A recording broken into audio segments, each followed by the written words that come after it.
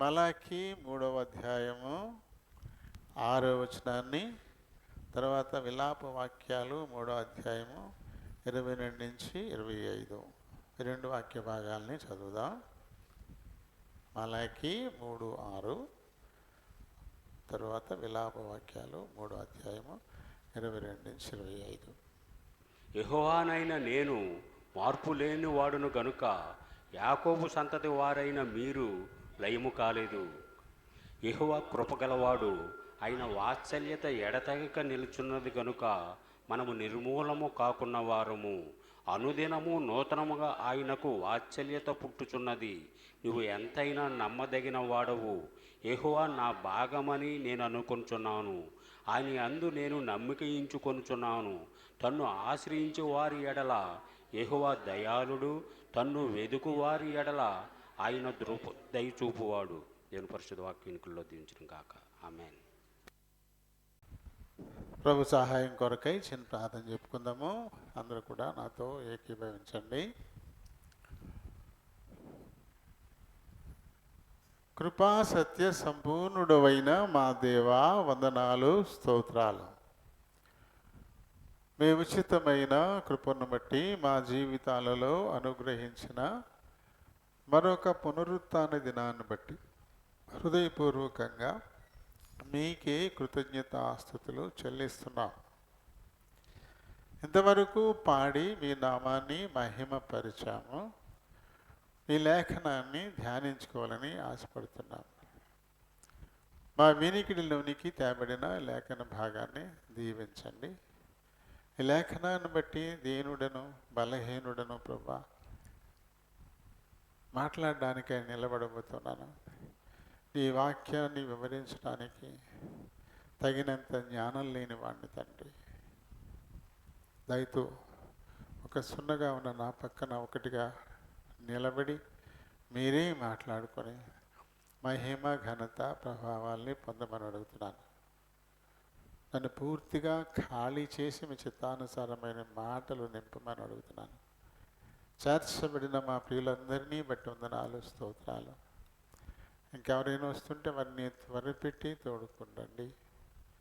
ఆయా కారణాలతో నిలిచిపోతున్న వారిని జ్ఞాపకం చేసుకుంటూ ఆయన వాటిని అధిగమించి నీ సన్నిధికి వచ్చి మిమ్మల్ని ఆరాధించి ఆత్మీయ ఆశీర్వాదాలు పొందులాగున సహాయం చేయమని కోరుతున్నాను. వచ్చిన వారెల్లా ఈ కొద్ది సమయం తమ హృదయాలు, చెవులు నీ పరలోకపు గవిని వైపు కేంద్రీకరించులాగున సహాయం చేయండి. నిద్రాత్మల్ని, అంధకార శక్తుల్ని నజరేయుడని యేసు నామములో బంధిస్తున్నాం. నన్ను, మమ్ములను, ఈ మందిరాన్ని, విద్యుత్, సౌండ్ సిస్టమ్ వీటన్నిటిని మీ చేతులకు అప్పగించుకుంటూ మీ నామమును అతిగా హెచ్చిస్తూ నన్ను మమ్మల్ని తగ్గించుకుంటూ ప్రభు మా రక్షకుడునైన యేసునామములో ఈ మనవులు సమర్పిస్తూ ఉన్నాను మా పరమ తండ్రి. ఆమేన్. Praise the lord. ప్రభునాములందరికీ వందనాలు. దేవుడు తన ఉచితమైన కృపను బట్టి మన జీవితాల్లో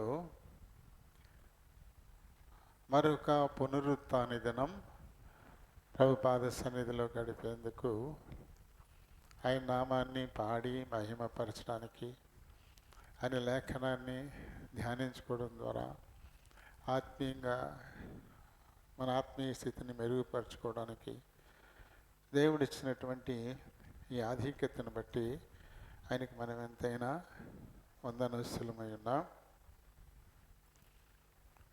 మరి దినాన్ని చూడకుండా ఎంతోమంది గతించిపోతూ ఉన్నారు. నిన్న మట్టుకు నిన్న ఒకే సహోదరి అమ్మాజీ తన భర్త సత్యనారాయణ గారు ఉదయం చక్కగా ఆకుతీతకి వెళ్ళారు. ఆకుతీత చేసి పని చేసుకొచ్చి ఇంటికి వచ్చి స్నానం చేసి మంచం మీద పడుకొని ఆయన విశ్రాంతిలోకి వెళ్ళిపోయాడు.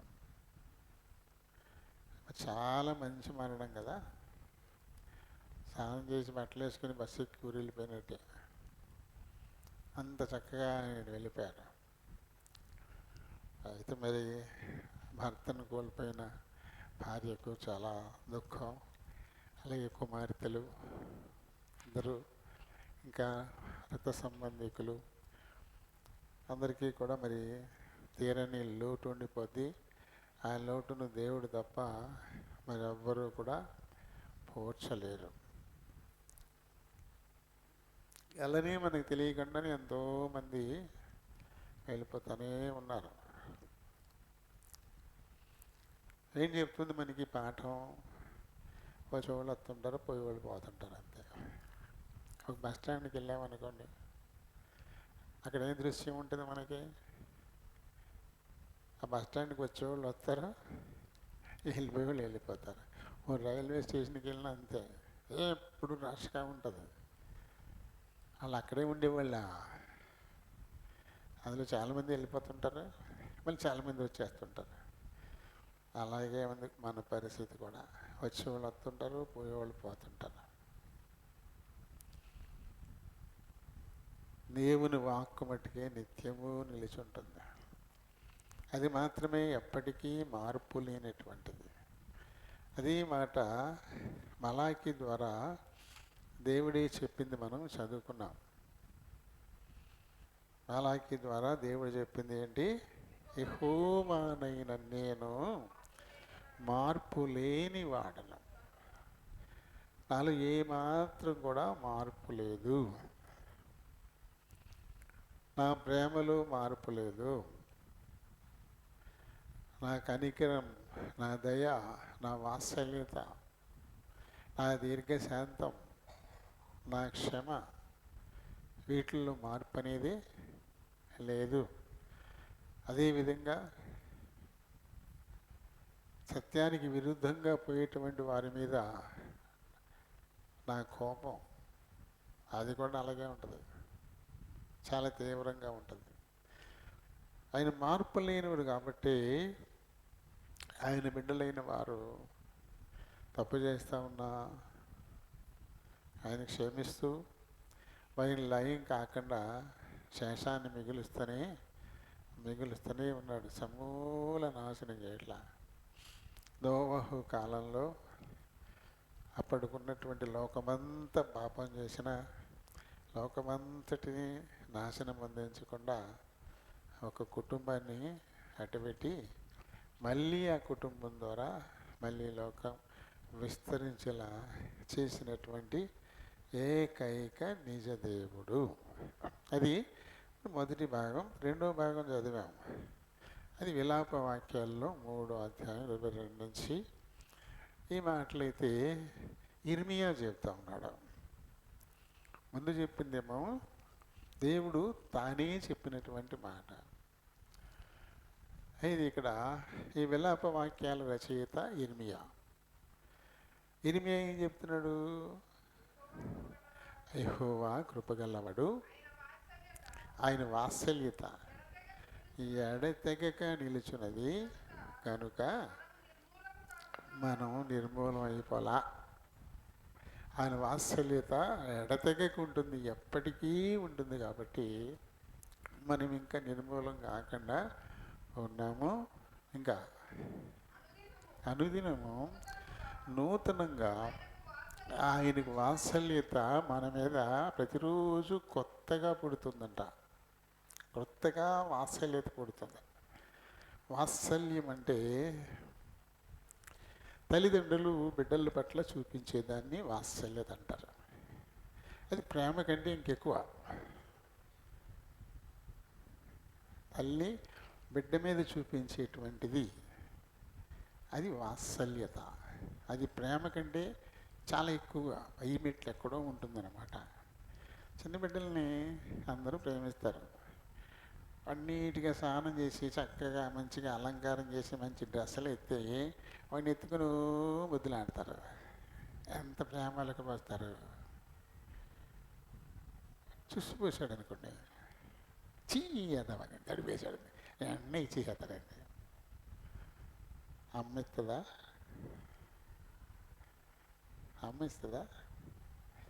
చూడండి, ఇతరులు చూపించేది చాలా పెద్దది, గొప్పదే ప్రేమ. కానీ ఇది వాత్సల్యత కాదు. కానీ తల్లి చూపించేది వాత్సల్యత. ఆయన ఒకటి చేసిన, రెండు చేసిన ఆ తల్లి ఆ బిడ్డని దూరం చేయదు, హత్తుకుంటుంది, తీసుకెళ్తుంది, శుభ్రంగా అన్నీ నీట్గా కడిగి శుద్ధి చేసి కదా. అది ఇతరులు ఎంత ప్రేమిస్తారు, అబ్బే వదిలిపెట్టరు. ఇంకొకరు ఏమన్నా ఎవరు అలా లాక్కెళ్ళిపోతారు. అంత ఎంత ప్రేమో అనుకుంటాం. ఆడ ఒకటి రెండు చేసేటప్పుడే చూడాలి ప్రేమ. అవి ఇక్కడ ఉండేది అంత దూరం వెళ్ళిపోద్ది, అక్కడ పెట్టేసి తిట్టుకుంటూ పోతారు కదా. కానీ మన దేవుడిది వాత్సల్యత. ఒకవేళ ఆ తల్లి కూడా ఒక్కొక్కసారి, ఈ మధ్యన తల్లిని బిడ్డలను పెద్దగా ప్రేమించట్లా, పాలిచ్చి పెంచట్లా. బాగా డబ్బున్న వాళ్ళు దాది నెట్టుకుంటున్నారు. ఆ పిల్లాడు బాగిదంతా దాదియే, అమ్మ ఎవరో తెలియదు ఆ పిల్లకి, తను గెస్ట్ అంతే. పొద్దున్న లేచిన కాడి నుంచి ఆ బిడ్డని సాకేది, పాలిచ్చేది, స్నానం చేయించేది, జోకొట్టేది, పడుగు పెట్టేది, మళ్ళీ లెగితే మళ్ళీ పాలు పెట్టేది, మొత్తం అంతా అది అదే. కాబట్టి అమ్మ ఎవరో ఆ బిడ్డకి తెలియదు, అలాది అయిపోయింది ఇప్పుడు కదా. అందుకని తల్లి అయినా మరచును నేను నిన్ను మరువనని అన్నాడు ఆయన. ఎందుకంటే ఆ తల్లి కూడా ఆ వాత్సల్యతను వదిలేస్తుంది, తను కన్న బిడ్డని వదిలేస్తుంది, దూరంగా ఉంటుంది. కానీ ఎప్పటికీ కూడా నేను నిన్ను విడువను అని చెప్పాడు ఆయన కదా. అలాంటి దేవుడు. ఆయన వాత్సల్యత మన మీద రోజు కొత్తగా పుడుతుందంట, కొత్తగా రోజు రోజు కొత్తగా పుడుతుందంట. ఎందుకు ఇలా చెప్పాడు? ఇందాక మళ్ళీ తల్లి దగ్గరికి వద్దాం. ఆ తల్లి బిడ్డ మీద ఉండే వాత్సల్యత ఎంతకాలం ఉంటుంది? అది ఎదిగే కొద్దీ తగ్గిపోద్ది. అది చిన్నోడుగా ఉన్నప్పుడు ఉన్నంత వాత్సల్యత అది ఎదుగుతున్న కొద్దీ ఉండదు, తగ్గిపోద్ది. ఎందుకలా అంటే వాడు మురాయిస్తాడు, అమ్మ మాట వినడు, పిలిస్తే రాడు, చెప్పింది చేయడు. దాంతో ఆ బిడ్డ మీద వాత్సల్యత తగ్గిపోతూ ఉంటుంది. తిను బాబు తిను తిను అని బలవంతంగా పెట్టేది. ఆ తర్వాత అది అడిగినా ఉండు పెడతానంటుంది, అది ఇది వెళ్ళిపోద్ది, తగ్గిపోద్ది. కానీ మన దేవుని వాత్సల్యత అంట రోజు రోజు కొత్తగా మన మీద పడుతూనే ఉందంట. ఆయనకి రోజు కొత్తగా మన మీద పడుతూనే ఉందంట. అలాంటి వాత్సల్యత గల దేవుడు మన దేవుడు. నిన్ను విడువను ఎడబాయను అని మాట మాత్రం చెప్పడం కాదు, చేసి చూపించినటువంటి దేవుడు. ఆయన వాత్సల్యత ఎంత గొప్పది. మరి ఎక్కడ కనపడుద్ది? పరదేశంలో కనపడుద్ది. ఆయన వాత్సల్యత ఎంత గొప్పదో కదా. ఎలా నాయనా, ఆ మధ్యలో ఒక చెట్టు ఉందిరా బాబు, అది మంచి చెడ్డలు తెలివినిచ్చు చెట్టు, దాని పండు మాత్రం మీరు తినకండి, తిన్న రోజున చచ్చిపోతారా బాబు అని చక్కగా చిలక చెప్పినట్టు చెప్పాడు. అలాగే నాన్న, అలాగే దాని జోలికి వెళ్ళాం అని చెప్పి చాలా చక్కగా చెప్పాడు. తర్వాత తినేశారు. అయినా వారి మీద చాలా కోపం వచ్చింది, కానీ తన వాత్సల్యత ఏమీ పోలా. అందుకని ఏం చేశాడు? చనిపోబోతున్న నిన్ను తిరిగి మళ్ళీ జీవింపచేయడానికి స్త్రీ సంతానంగా నేను మళ్ళీ వస్తాను అని ధర్మగర్భంగా ఆ మాట చెప్పాడు. స్త్రీకి, నీకు, నీ సంతానానికి, స్త్రీ సంతానానికి వైరం కలగజేస్తానని సాతానుతో చెప్పినప్పుడే తన బిడ్డల మీద తనకుండే వాత్సల్యతను అక్కడ చూపించాడు ఆయన. ఇంకా తర్వాత రెండోది ఏంటి? అప్పటికప్పుడు ఇన్స్టెంట్గా చేసింది, అప్పటికప్పుడు ఇన్స్టెంట్గా పనిచేశాడు. ఇది ఏమో తర్వాత ఏంటా పని అంటే, వీళ్ళు సిగ్గును కప్పుకోవడానికి ఆకులతో కచ్చడాలు చేసుకుని దానితో సిగ్గు కప్పుకోలేక ఇబ్బంది పడుతుంటే వారి కొరకు చర్మపు చొక్కాయలను వారి కోసం తయారు చేయించి, మాట విన్నామంటే గెంటి పారేయచ్చుగా కదా, నేను చెప్పిన మాట వినలేదు నువ్వు అని చెప్పేసి, అలాగే ఆడి సిగ్గు దాచుకోలేకుండా ఉండగానే తోలేయచ్చు కదా. అలా చేయలే, మళ్ళీ వారి కోసం చర్మంతో దుస్తులు తయారు చేయించి వారికి తొడిగించి పండుగలు కన్నాడు. ఎందుకు అలా చేయాలి మరి? ఆ బట్టలు తొడిగించాలా? తొడిగించకుండా నేను పమ్మనొచ్చు కదా. సిగ్గుని ఎలాగ ఒప్పుకోవాలో వారికి చూపించి బయటికి తరిమేసినటువంటి వాడు. అది మన ప్రభు యొక్క వాత్సల్యత. వాత్సల్యత కదా. ఇంకా మరి నేను మార్పు లేని వాడను అని చెప్పాడు. ఈ మార్పు లేదు ఇక నాలో. హెచ్చు తగ్గులు ఏమి ఉండవు. అది ఒకే లెవెల్లో ఉంటుంది అంత. అది హై ఎండ్. మళ్ళీ దానికంటే పైన ఇంకేం ఉండదు. హై ఎండ్లో ఉంటుంది, కిందకు ఉండదు, కింద ఉండదు. అది ఇప్పుడు కూడా మారదు, ఏ విషయాల్లో మారదు. ఆయన సహవాసం చేయడంలో ఆయనలో మార్పు ఏమీ లేదు. మానవులతో సహవాసం చేయడానికి ఆయన ఇష్టపడేటువంటి దేవుడు. తన చేతులతో తానే నిర్మించుకునేటువంటి ఆ బొమ్మలతో స్నేహం చేయడానికి ఇష్టపడేటువంటి దేవుడు. ఆ విషయంలో కూడా మార్పు లేదు. ఎందుకంటే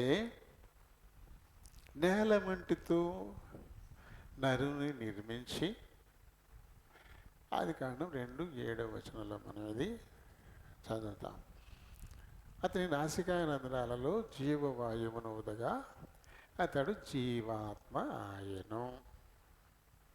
ఆ తర్వాత మళ్ళీ 18వ దగ్గరికి వస్తే, నరుడు ఒంటరిగా ఉండడం మంచిది కాదు, అతని కొరకు ఒక సాటి అయిన సహాయము అతని కోసమే చేస్తాను అనుకుని అప్పటికే సృజించినటువంటి వాటిలో నుంచి ఒక సహవాసం ఇద్దామనుకున్నా ఇవ్వలేకపోయాడు. అందుకని మళ్ళీ తాను చేతితో చేసిన ఆదాములో నుంచి మళ్ళీ ఒక పక్కటమ్మక తీసి స్త్రీనిగా చేసి తనకిచ్చాడు. వాడిద్దరిని ఏదేనులో ఒక తోట వేసి, అదే పరదైసు, దానిలో ఉంచి చల్లపోట్ల వారితో ఆయన సహవాసం చేస్తుండేవాడు. తాను చేసుకున్న బొమ్మలతో ఆయనే స్నేహం చేసేవాడట. సరే, ఆ తర్వాత వాళ్ళు వెళ్ళిపోయారు. అంతే, వీళ్ళు నమ్మకూడదు అసలు. నేను చేసుకున్నటువంటి బొమ్మలతో స్నేహం చేద్దాం అనుకుంటే వీళ్ళు ఎలాంటి పని చేశారు చూడు, వీళ్ళు ఎంతే, వీళ్ళ ఊహ కేవలం చెడ్డది అని చెప్పేసి నోవాహ కాలంలో అన్నా నరులతో స్నేహం చేయడం మానేసాడా? మళ్ళీ అబ్రహాం గారితో స్నేహం చేశాడు. అబ్రహాముని నా స్నేహితుడు అన్నాడు. అబ్రహాంని. నేను చేయబోయేది అబ్రహాముకు దాస్తానా, నా స్నేహితుడైన అబ్రహాముకు నేను దాస్తానా అన్నాడు. అంటే మానవులతో స్నేహం చేయడంలో మార్పు లేని వాడంతే. ముందు స్నేహించాడు, అయితే వాళ్ళు హ్యాండ్ ఇచ్చారు, చెప్పిన మాట వినకుండా వద్దన్నది చేసి ఆత్మీయంగా చనిపోయారు. అయినా సరే ఆయనలో మార్పు లేదు. మానవులతో స్నేహం చేయడంలో ఆయనలో మార్పు లేదు. అబ్రహాంతో స్నేహం చేశాడు. ఆ తర్వాత కూడా నా స్నేహితుడైన అబ్రహాము సంతానమా అని ఇజ్రాయేలీల్ని పిలిచినటువంటి వాడు ఉన్నాడు. ఆ తర్వాత ఈ కొత్త నిబంధన కాలానికి వస్తే యేసు ప్రభువు కూడా తన శిష్యులను స్నేహితులు అన్నాడు. కొత్త నిబంధన కాలం ఎప్పటి నుంచి? ఇప్పుడు సృష్టి ఆరంభంలో ఆదాంతో అవ్వలతో స్నేహం చేశాడు, తర్వాత అబ్రహాం గారితో స్నేహం చేశాడు. వీళ్ళు కొత్త నిబంధన కాలానికి వచ్చేసరికి కుమారుడిగా ఈ లోకంలోకి వచ్చిన తర్వాత మళ్ళీ తను ఏర్పరచుకున్న 12 మంది శిష్యులను నా స్నేహితులు అని పిలిచాడు. నా స్నేహితులు. కాబట్టి దేవుడు సహవాసం చేయడంలో మార్పు లేనటువంటి వాడు. అది మనమే యోగ్యతను కోల్పోతూ ఉన్నాం. కానీ ఆయన కృప యోగ్యత అయోగ్యతలను పట్టించుకోనిది కృప. మెర్సీ. కృప అంటే ఏంటి? కారణాలు ఎంచదు. ప్రేమించడానికి కారణాలు ఉంటాయి. మరి మనం చాలా ఇబ్బందులు ఉన్నప్పుడు సాయం చేసాడురా కాబట్టి మనం వెళ్ళాలి. మనకు సాయం చేసాడురా కాబట్టి మనం వెళ్ళాలి అంటే ఒక కారణం ఉంది. మన అవసరతలో ఉన్నప్పుడు మనకు సాయం చేశాడు కాబట్టి మనం వెళ్ళాలి. ఇది ప్రేమ అంతే. చేయనివాడికి వెళ్తామా? మనం పిలిచినా రాలేదురా కాబట్టి మనం వెళ్ళకూడదు, అంతే కదా. ప్రేమకు హద్దులు ఉంటాయి కానీ కృపకు లేదు. కృపకు కొలమానం లేదు, కారణాలు ఉండవు. అయోగ్యుల పట్ల కూడా విస్తారమైన ప్రేమ చూపించటమే కృప.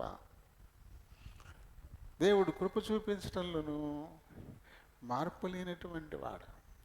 కాబట్టి ఆయన కృప ఆయన పట్ల ఎంత అవిధేయతతో ఉన్నా.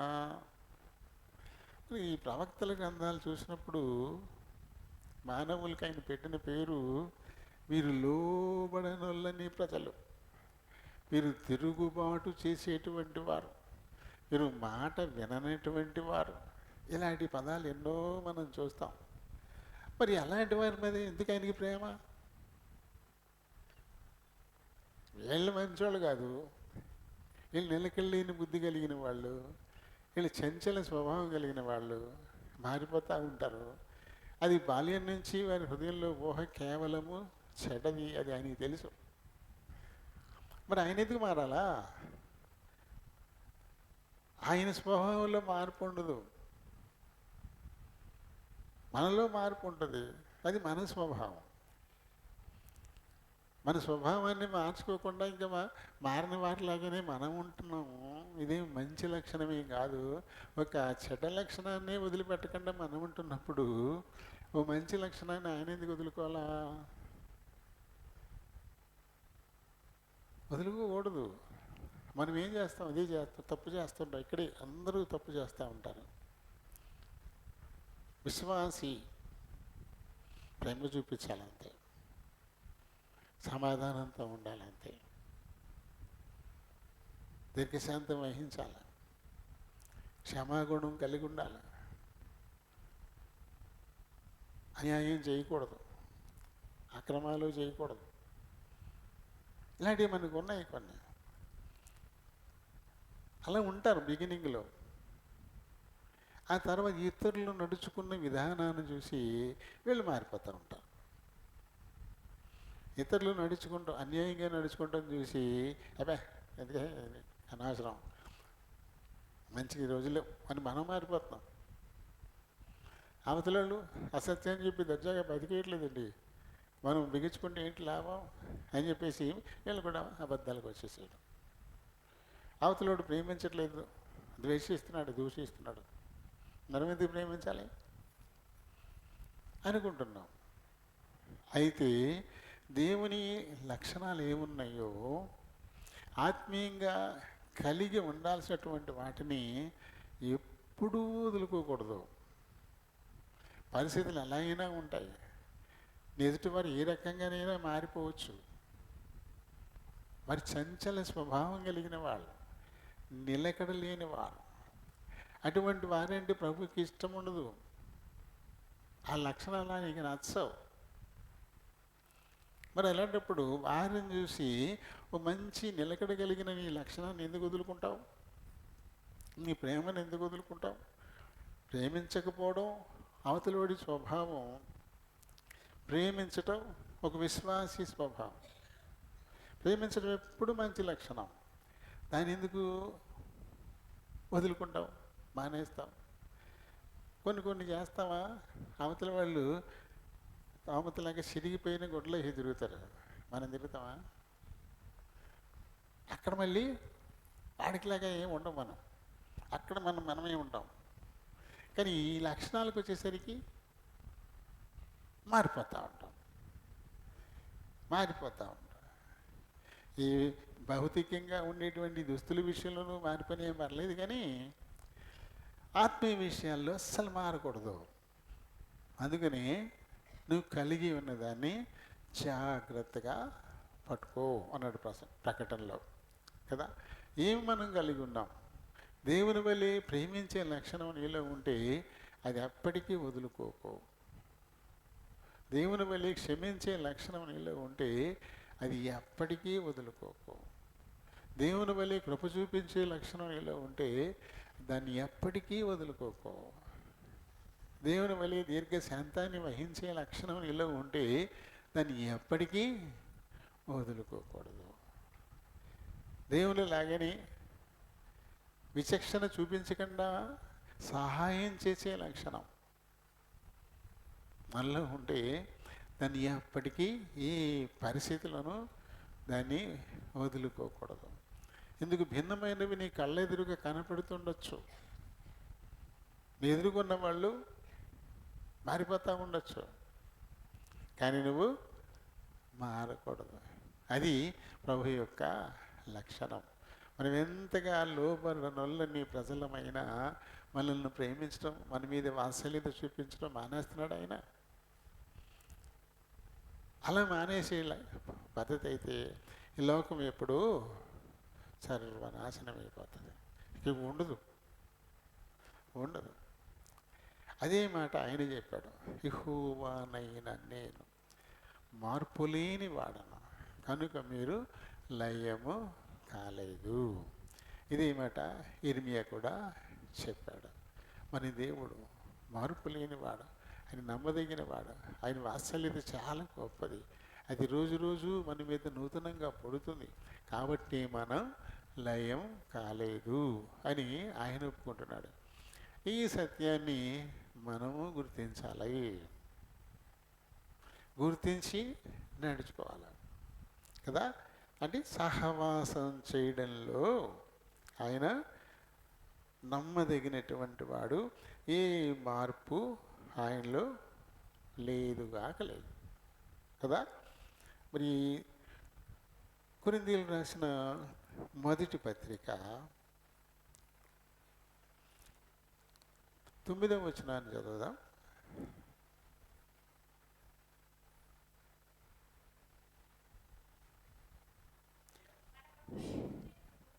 అమ్మా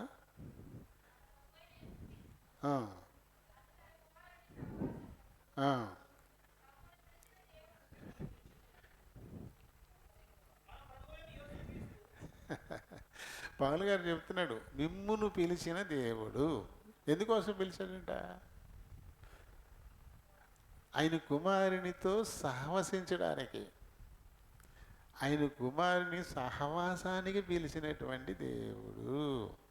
అంటే ఈయన దేవుడు, ఆయన కుమారుడు దేవుడై ఉన్నాడు. అలాంటి దేవునితో సహవసించడానికి ఆయన చేతులతో నిర్మించుకున్నటువంటి మానవుల్ని ఆయన పిలుస్తూ ఉన్నాడు. అంటే సహవాసం చేయడం, మనుషులతో సహవాసం చేయడం, అది అసలు మార్పు లేదు. అది కారణం 3వ అధ్యాయంలో వాళ్ళు ఎంత దుర్మార్గం వాళ్ళు చేసినా సరే, ఒక రకంగా నమ్మక ద్రోహం చేశారు కదా. నాన్న ఆ చెట్టు జోలికి వెళ్ళమని చెప్పి కూడా నిరభ్యంతరంగా అబద్ధం ఆడేసి చేసిన ప్రమాణాన్ని మీరి తినేశారు. అయినా సరే ఆ మానవులతో సహవసించడానికి ఆయన వెనకడికి వేసుకోలేదు. అలాగే ఇప్పుడు తన కుమారుడికి స్నేహితులుగా ఉండడం కోసం ఆయన మనల్ని పిలుచుకున్నాడు అని పౌలు చెప్తారు. చూడండి, యోహాను సువార్తలో 14వ అధ్యాయము 23వ వచనం చదువుదాము. యేసు, ఒక్కడు నన్ను ప్రేమించిన యెడల వాడు నా మాట గైకొనును, అప్పుడు నా తండ్రి వారిని ప్రేమించును, నేను వాని యొద్దకు వచ్చి వాని యొద్ద నివాసము చేతును. తనతోటే నేను ఉంటాను, కలిసి ఉంటాను.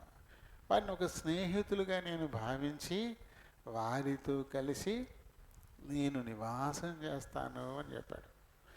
సృష్టికర్త అయిన దేవుడు తాను సృష్టించినటువంటి ఆ బొమ్మలతో కలిసి ఉంటాను, నేను కలిసి ఉంటాను అంటాడు.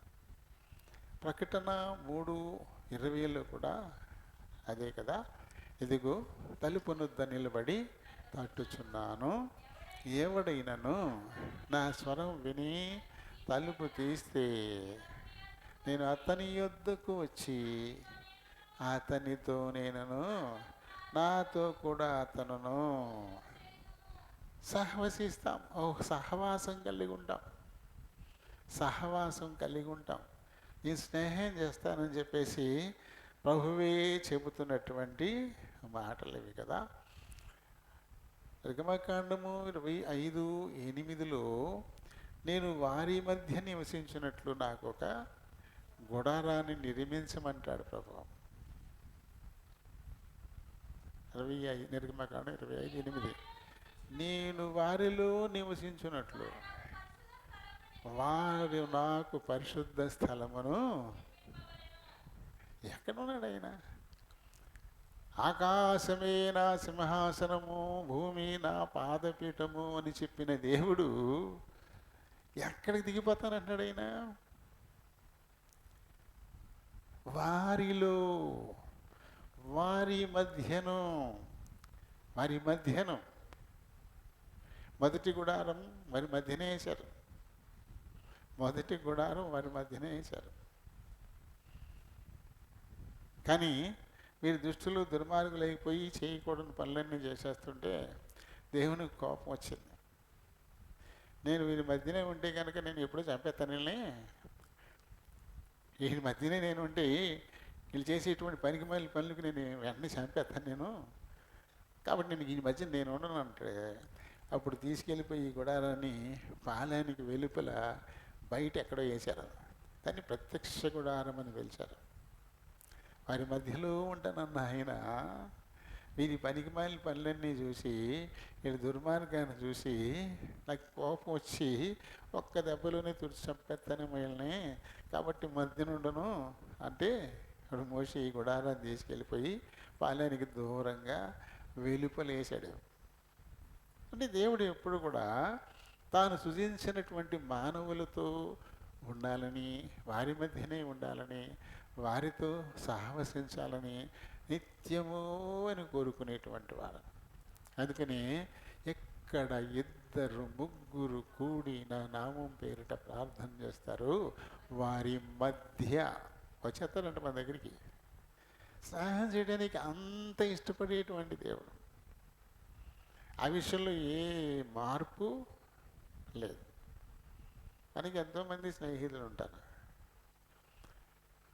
ఇందాకే జేమ్స్ చెప్తున్నాడు, నిన్న చనిపోయిన ఆయన సత్యనారాయణ గారు, అప్పారావు గారు దోస్తులంట. ఇంకా మనకి దుర్గమ్మ వాళ్ళ భర్త ఉంటే నరసింహమూర్తి గారు.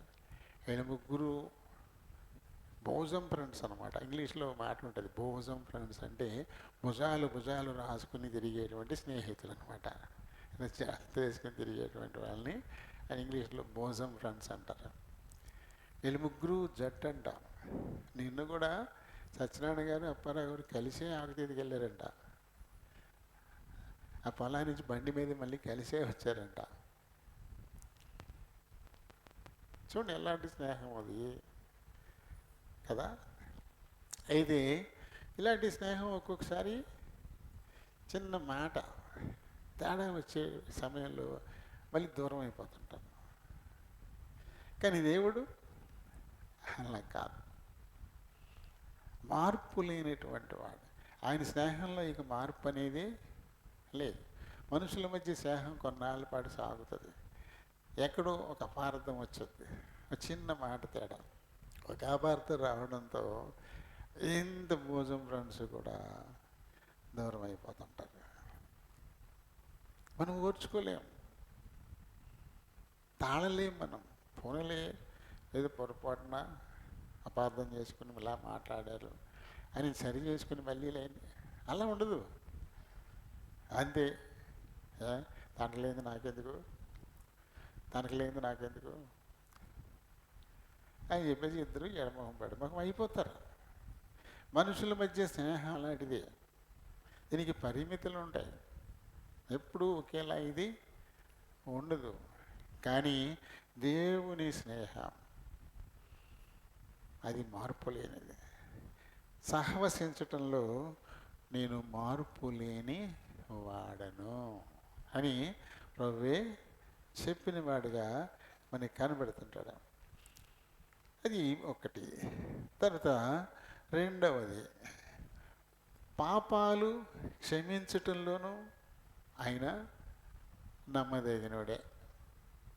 పాపాలను క్షమించడంలోనూ నమ్మదగినోడే కదా. రెండవది ఏంటి? ఒకటేంటి? ఒకటి అయింది. ఏంటిది చెప్పాలి మీరు. మొదటిది ఏంటి? అంత తలకాయ ఊపితే సరిపోద్ది మనకైనా అర్థం చేసేసుకోవాలి మనం. మొదటిది ఏంటంటే తలకాయ ఊపుతారు అంతే. లేదు నువ్వు చెప్పింది అంటున్నాను మేము. ఏంటి మొదటిది ఏంటి చెప్పాలి? ఏంటి మొదటిదేంటి? ఒక 5 ఉన్నాయి. ఏ ఏ విషయాల్లో దేవుడు నమ్మదగినవాడు, మార్పు లేనివాడు, ఒక 5 విషయాలుగా మనం చెప్పుకుందాం. అందులో మొదటిది ఇప్పటి వరకు అయింది. ఏంటా మొదటిది? చెప్పండి, ఈ పక్కనే చెప్పండి. ఏంటి మొదటిది? ఏంటి? ఎన్ని మార్లు వచ్చింది ఆ పదం? ఎన్ని మార్లు వచ్చింది? పక్కనే చెప్పండి.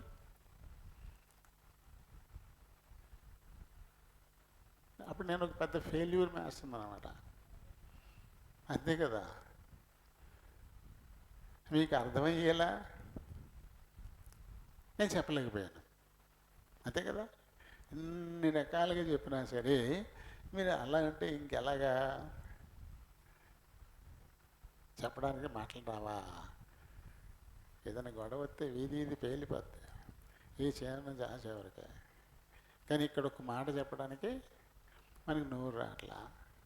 చెప్పండి దేవుని సార్, నేను గట్టిగా చెప్పాలా? ఏ విషయంలో మన దేవుడు నమ్మదగినవాడు అంటే ఒకటి చెప్పాను. మొదటిది ఏంటిది? సహవాసం చేయడంలో, మానవులతో స్నేహం చేసే విషయంలో ఆయన మార్పు లేనివాడు. మనుషులు ఎలాంటి వారైనా సరే, అలా ద్రోహులుగా ఉన్నా సరే, విశ్వాసఘాతకులుగా ఉన్నా సరే, మాట ఇచ్చి నెరవేర్చని అప్రమాణికులుగా ఉన్నా సరే, ఆ మనుషులతో స్నేహం చేయడం ఆయన మానడం లేదు. కాబట్టి స్నేహం చేయడంలో మార్పు లేని వాడు. చెప్పండి, ఎప్పుడైనా స్నేహం చేయడంలో మార్పు లేనటువంటి వాడు. చాలామంది దగ్గర నాకు అవమానం మిగిలిపోతుంది మీరు ఇలా నోరు తెరవకపోతే. అవో బ్రదర్ ఏదో పెద్ద స్పీకర్ చాలా బాగా చెప్తారో మనం అనుకుంటున్నాం. ఏంటి వీళ్ళు ఒక్కళ్ళు నోరు మీదకి తెలియదు, ఏమీ చెప్పడా ఏంటి వీళ్ళకి? వీళ్ళకి ఏమీ నేర్పరా? అసలు నోరు తెరవట్లేదు వీళ్ళు. మీ నుంచి అవమానమైన ఘనతైనా మీ నుంచే. నాకు మీ నుంచి మీలో ప్రతిస్పందన ఎంత గట్టిగా ఉంటుందో దానిని బట్టి నాకు వచ్చేది. లేకపోతే నేను ఒక గ్రేట్ ఫెయిల్యూర్ మాస్టర్ అనమాట. చెప్పాలి, మీరు విన్నదానికి స్పందించాలి, బదులు చెప్పాలి. స్పందించకపోతే అది అర్ధాంగీకారం అనమాట. అది మీరు స్పందించకపోతే అది మీలో నిలబడి ఉండదు, విన్నట్టు కాదు. మీరు కొట్టట్లేదు అనమాట. కొట్టకపోతే విననట్టే. నేను పక్కన కథ చెప్తా ఉంటే అనాలి వద్దా? అనకుండా చెప్తారా కథ ఎవరన్నా? కొట్టడం మానేది, చెప్పడం మానేస్తారు. అంటూ ఉండాలి. అప్పుడే చెప్పేవాడికి ఉత్సాహంతో చెప్తూ ఉంటాడు. అలాగే మీ నుంచి ప్రతిస్పందన, ఏదైనా ప్రశ్న వచ్చినప్పుడు సమాధానం చెప్పాలి. అంటే ఇప్పుడు మీరు మూకొట్టినట్టే, మీరు వింటున్నారని అర్థం. లేకపోతే నేను కళ్ళు మూసుకుని బోధకుడిని అయిపోవాలా. బోధకుడు వేరు. బోధకులు ఎలా ఉంటారు, వారికి వినేవాళ్ళు వింటున్నారా లేదా అనవసరం. ఏదో ఈ మాత్రం ముక్క రాసుకు తెచ్చుకుంటారు, సిద్ధం చేసుకుంటారు, అయితే అప్పచెప్పేసి వెళ్ళిపోతారు. అది అప్పచెప్పేసి వెళ్ళిపోతారు. చక్కగా కళ్ళు మూసుకుని మైకి దొరికిందంటే ఇలా పెట్టేసుకుని ఓ ఇలా ఇలా కళ్ళు మూసేసుకుంటారు. మనం వింటున్నాము చూస్తున్నాము కూడా వాళ్ళకి అనవసరం. అబ్బా ఎంత బాగా చెప్పాడు. ఏం చెప్పాడమ్మా, ఏం చెప్పాడు, మొత్తం మీద చాలా బాగా చెప్పాడు. కళ్ళు మూసుకుని ఊగిపోయి భలే చెప్పాడు, చాలా బాగా చెప్పాడు.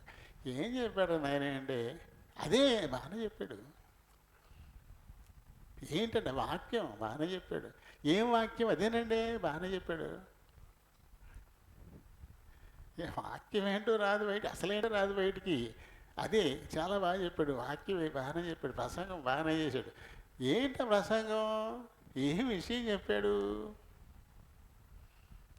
ఏబిసిడి సిడిబిడి అంతే. అంతే కదా, ఏబిసిడి సిడిబిడి చెప్పాను ఇదివరకు. మర్చిపోయారా? ఇదివరకు చెప్పాను కదా, మర్చిపోయారా? గుర్తున్న వాళ్ళు చెప్పండి, ఎవరికైనా గుర్తుందా? గుర్తున్న వాళ్ళు ఇక్కడికి వచ్చేయని చెప్పానులే. గుర్తున్న వాళ్ళు చెప్పండి. చెప్పారు ఏబిసిడి సిడిబిడి చెప్పారు అని చెప్పండి. ఎవరన్నా ఉన్నారా? ఎవరికీ గుర్తులేదా? ఒక్కటి రోజు చెప్పేసి నేను వేరే దానికోసం వెతుక్కోక్కర్లేదు. చాలాసేపు అక్కడ కూర్చుని అది చూసి రాసుకుని ఏం అక్కర్లేదు. ఒకటి తెచ్చుకొని రోజు చెప్పేసినాను, రోజు చెప్పేసి కదా. ఏబిసిడి సిడిబిడి చెప్పాను కదా ఇది వరకు. మొదలెట్టి చెప్పారు కదా అంతా స్టార్టింగ్ డబ్బులే. రోజు తొయ్యాలి బండిని, తినేసి వెళ్ళిపోవచ్చు అంతే తప్ప దానికి అది వెళ్ళిపోవద్దు. ఎంతసేపు స్టార్టింగ్ డబ్బులే తొయ్యాలి. ఒక పెద్ద ఇంటర్నేషనల్ లెవెల్లో ఒక పెద్ద కాన్ఫరెన్స్ జరుగుతుందంట. ఆయా దేశాల ప్రతినిధులందరూ ఆ కాన్ఫరెన్స్కి వస్తారంట. ఇలాగే మన ఈ ఆంధ్రప్రదేశ్ తెలుగు రాష్ట్రాల నుంచి ఒక ఆయన్ని కంపెనీ తరపున పంపించారట. ప్రపంచ దేశాల ప్రతినిధులు చాలామంది వచ్చారు. ఇక్కడ ఇండియాలో మన ఆంధ్రదేశం నుంచి తెలుగు అని ఒక ఆయన పంపించారంట. చాలా పెద్ద సభ, చాలామంది ఉన్నారు, 300 మంది డెలిగేట్స్. ఆయా దేశాల నుంచి ఒక్కొక్కటి వెళ్ళి మాట్లాడాలి. అక్కడ ఒక్కొక్కళ్ళు వచ్చేస్తున్నారు, చాలా గంభీరంగా ఇంగ్లీష్లో టక చెప్పేస్తున్నారు. అందరూ హాహా అని చప్పట్లు కొడుతున్నారు. వీడికి వస్తున్నాడు, ఏం చెప్పాలి బాబు, ఏం చెప్పాలి, దుంపదగ్గర అడిగితే భలే మాట్లాడేస్తున్నాడు, వీడు చాలా బాగా మాట్లాడుతున్నారు, అందరూ చప్పట్లు కొట్టేస్తున్నారు, నేను ఏం చెప్పాలని అని చెప్పేసి లోపల అనుకుంటా ఉన్నాడంట. చూస్తా ఉండి తిరిగి వచ్చేసింది. వెంకన్న గారు ఫ్రమ్ ఇండియా అన్నారంట. ఈ వెంకన్న గారు ఫ్రమ్ ఇండియా వెళ్ళినప్పుడు దొరదల్లాడితే వెళ్ళండి. అక్కడికి వెళ్ళిపోయి మైక్ దగ్గర నుంచున్నాడు చాలా గంభీరంగా. అంటే ఇప్పుడు పాన్ వెళ్ళారంటే టై కట్టుకోవాలి, షూట్ వేసుకోవాలి, చదువుతున్నా పోయినా చాలా మంచిగా షూట్ వేసిన వాళ్ళు వేగ పెట్టుకుని మైక్ అని చెప్పేసి అందరికీ వీళ్ళందరూ పెద్ద స్పీకర్లా ఉన్నాడు, చాలా బాగా చెప్పేస్తాడు అని చెప్పేసి అందరూ చాలా చెవులు రెక్కించుకుని అలా విన్నారంట. ఇంకేం మొదలెట్టాడంట.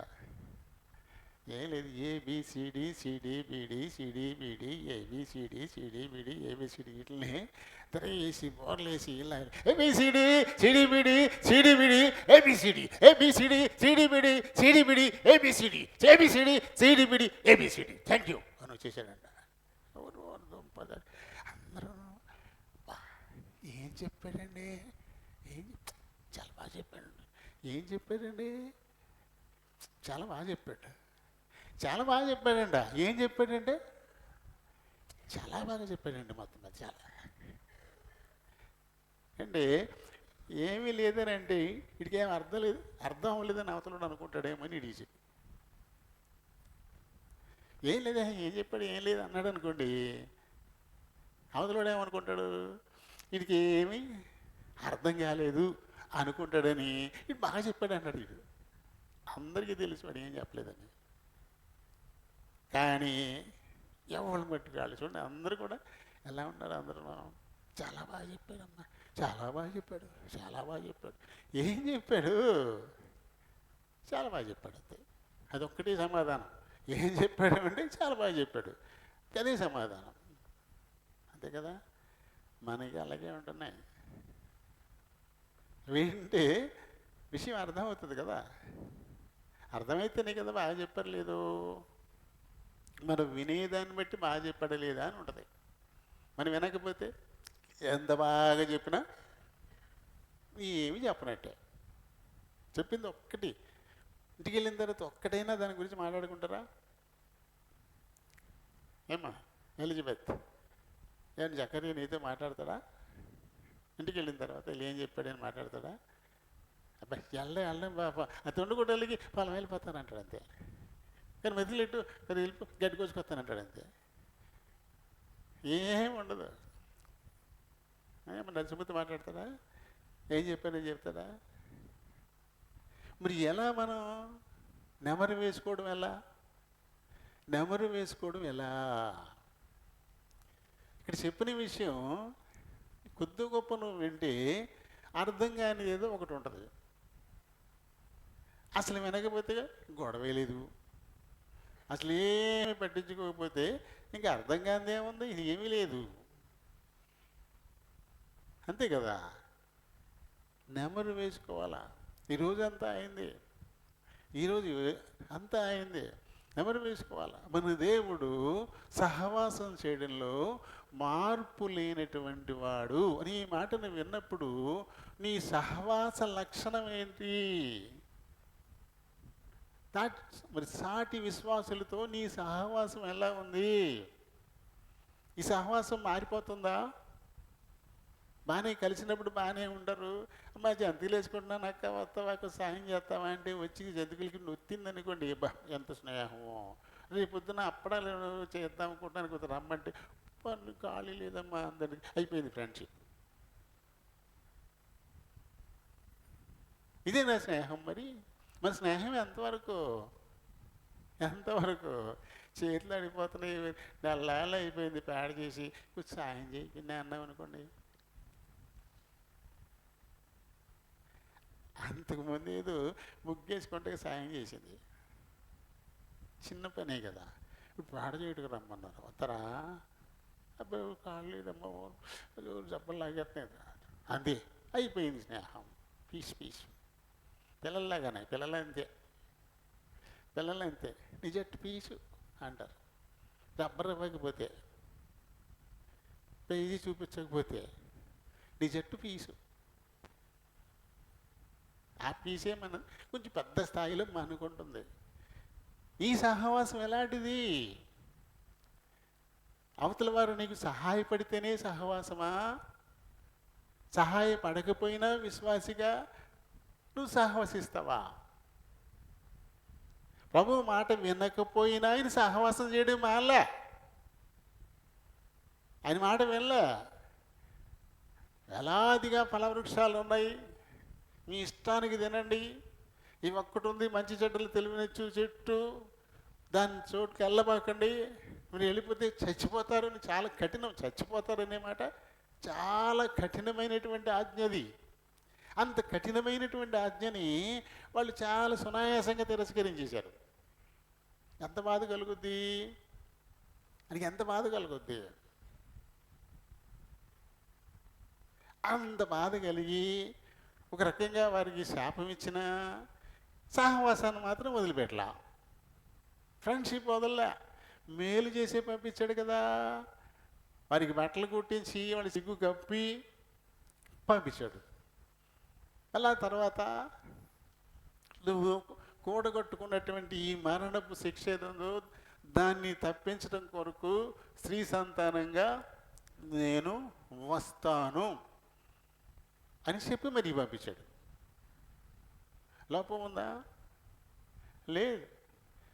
ఆ తర్వాత అదే స్నేహభావం నోవహుని పిలిచాడు. నువ్వు ఒక్కడే మిగిలావు, అందరూ దుర్మార్గంగా ఉన్నారు, వీళ్ళందరినీ చంపేస్తాను, నీ కొరకు కూడగొట్టు. సహవాస ధర్మం మతాన్ని పోగొట్టేయచ్చు కదా. అది సహవాసం. ఎక్కడో ఊరోని పట్టణంలో ఉన్న అబ్రహాము తన యథార్థతను గుర్తించి పిలిచాడు, రా నేను గొప్ప జనం చేస్తాను, వచ్చేసి అని పిలిచాడు. ఆ తర్వాత చాలా కాలం 100 సంవత్సరాలు స్నేహించాడు తనతో. ఆయన చనిపోయిన తర్వాత కూడా అదే భావంతో ఆయన పిల్లలను పిలిచాడు, నా స్నేహితుడైన అబ్రహాము సంతానమా అని పిలుస్తాడు ఆయన. ఎంత చక్కటి పిలుపు చూడండి, నా స్నేహితుడైన అబ్రహాము సంతానమా. దినవృత్తాంతాలు 2వ దినవృత్తాంతాలు 20వ అధ్యాయము 7వ వచనం చదువుదాం.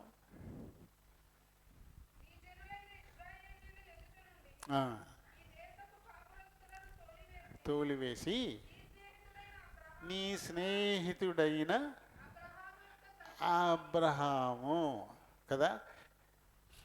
ఇక్కడ ఆయనకి ప్రార్థన చేస్తున్నటువంటి ఒక భక్తుడు, ఒక రాజుగారు, ఒక రాజుగారు ఆయన ప్రస్తావిస్తున్నాడు, ఈ ప్రాంతం అంతటిని నువ్వు ఎవరికి ఇచ్చావు?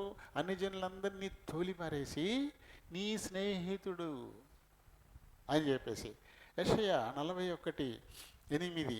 యెషయా 41:8. నా సేవకుడైన ఇశ్రాయేలు, నేను ఏర్పరచుకుని యాకోబు, నా స్నేహితుడైన అబ్రహాము సంతానమా. దేవుడే పిలుస్తున్నాడు. ఇందాకైతే యెహోషాపాతు ప్రార్థన చేస్తూ నీ స్నేహితుడైన అబ్రహాము సంతానం మేము, మాకిచ్చావు అని జనాంగాన్ని తోలేసి నీ స్నేహితుడైన అబ్రహాము సంతతి అయిన మాకిచ్చావు అని యెహోషాపాతు ప్రార్థన చేశాడు. కానీ ఇక్కడ యెషయా ద్వారా సాక్షాత్తు దేవుడే చెప్తున్నాడు, నేను ఏర్పరచుకున్న ఇశ్రాయేలు అని చెప్పేశాడు, నా స్నేహితుడైన అబ్రహాము సంతానమా అని దేవుడే పిలుస్తున్నాడు. ఒక్క మానవుణ్ణి తన చేతులతో తను నిర్మించుకున్నటువంటి ఒక బొమ్మని తనతో స్నేహం చేయడానికి ప్రభు ఎంత ఇష్టపడుతున్నాడో చూడండి. యాకోబు కూడా ప్రస్తావిస్తాడు. యాకోబు 2వ అధ్యాయము 23వ వచనం చదువుదాం. కాబట్టి అబ్రహాము దేవుని నమ్మెను, అది అతనికి నీతిగా ఎంచబడినని లేఖనం నెరవేర్చబడిను, మరియు దేవుని స్నేహితుడని అబ్రహాముకు పేరు కలిగెను. ఇది యాకోబు గారు చెప్తాడు. దేవుని స్నేహితుడని అబ్రహాముకు పేరు కలిగింది. ఇంకా యేసు ప్రభువు చెప్పిన మాట చూద్దాం. లూకా సువార్త 12:4వ వచనం.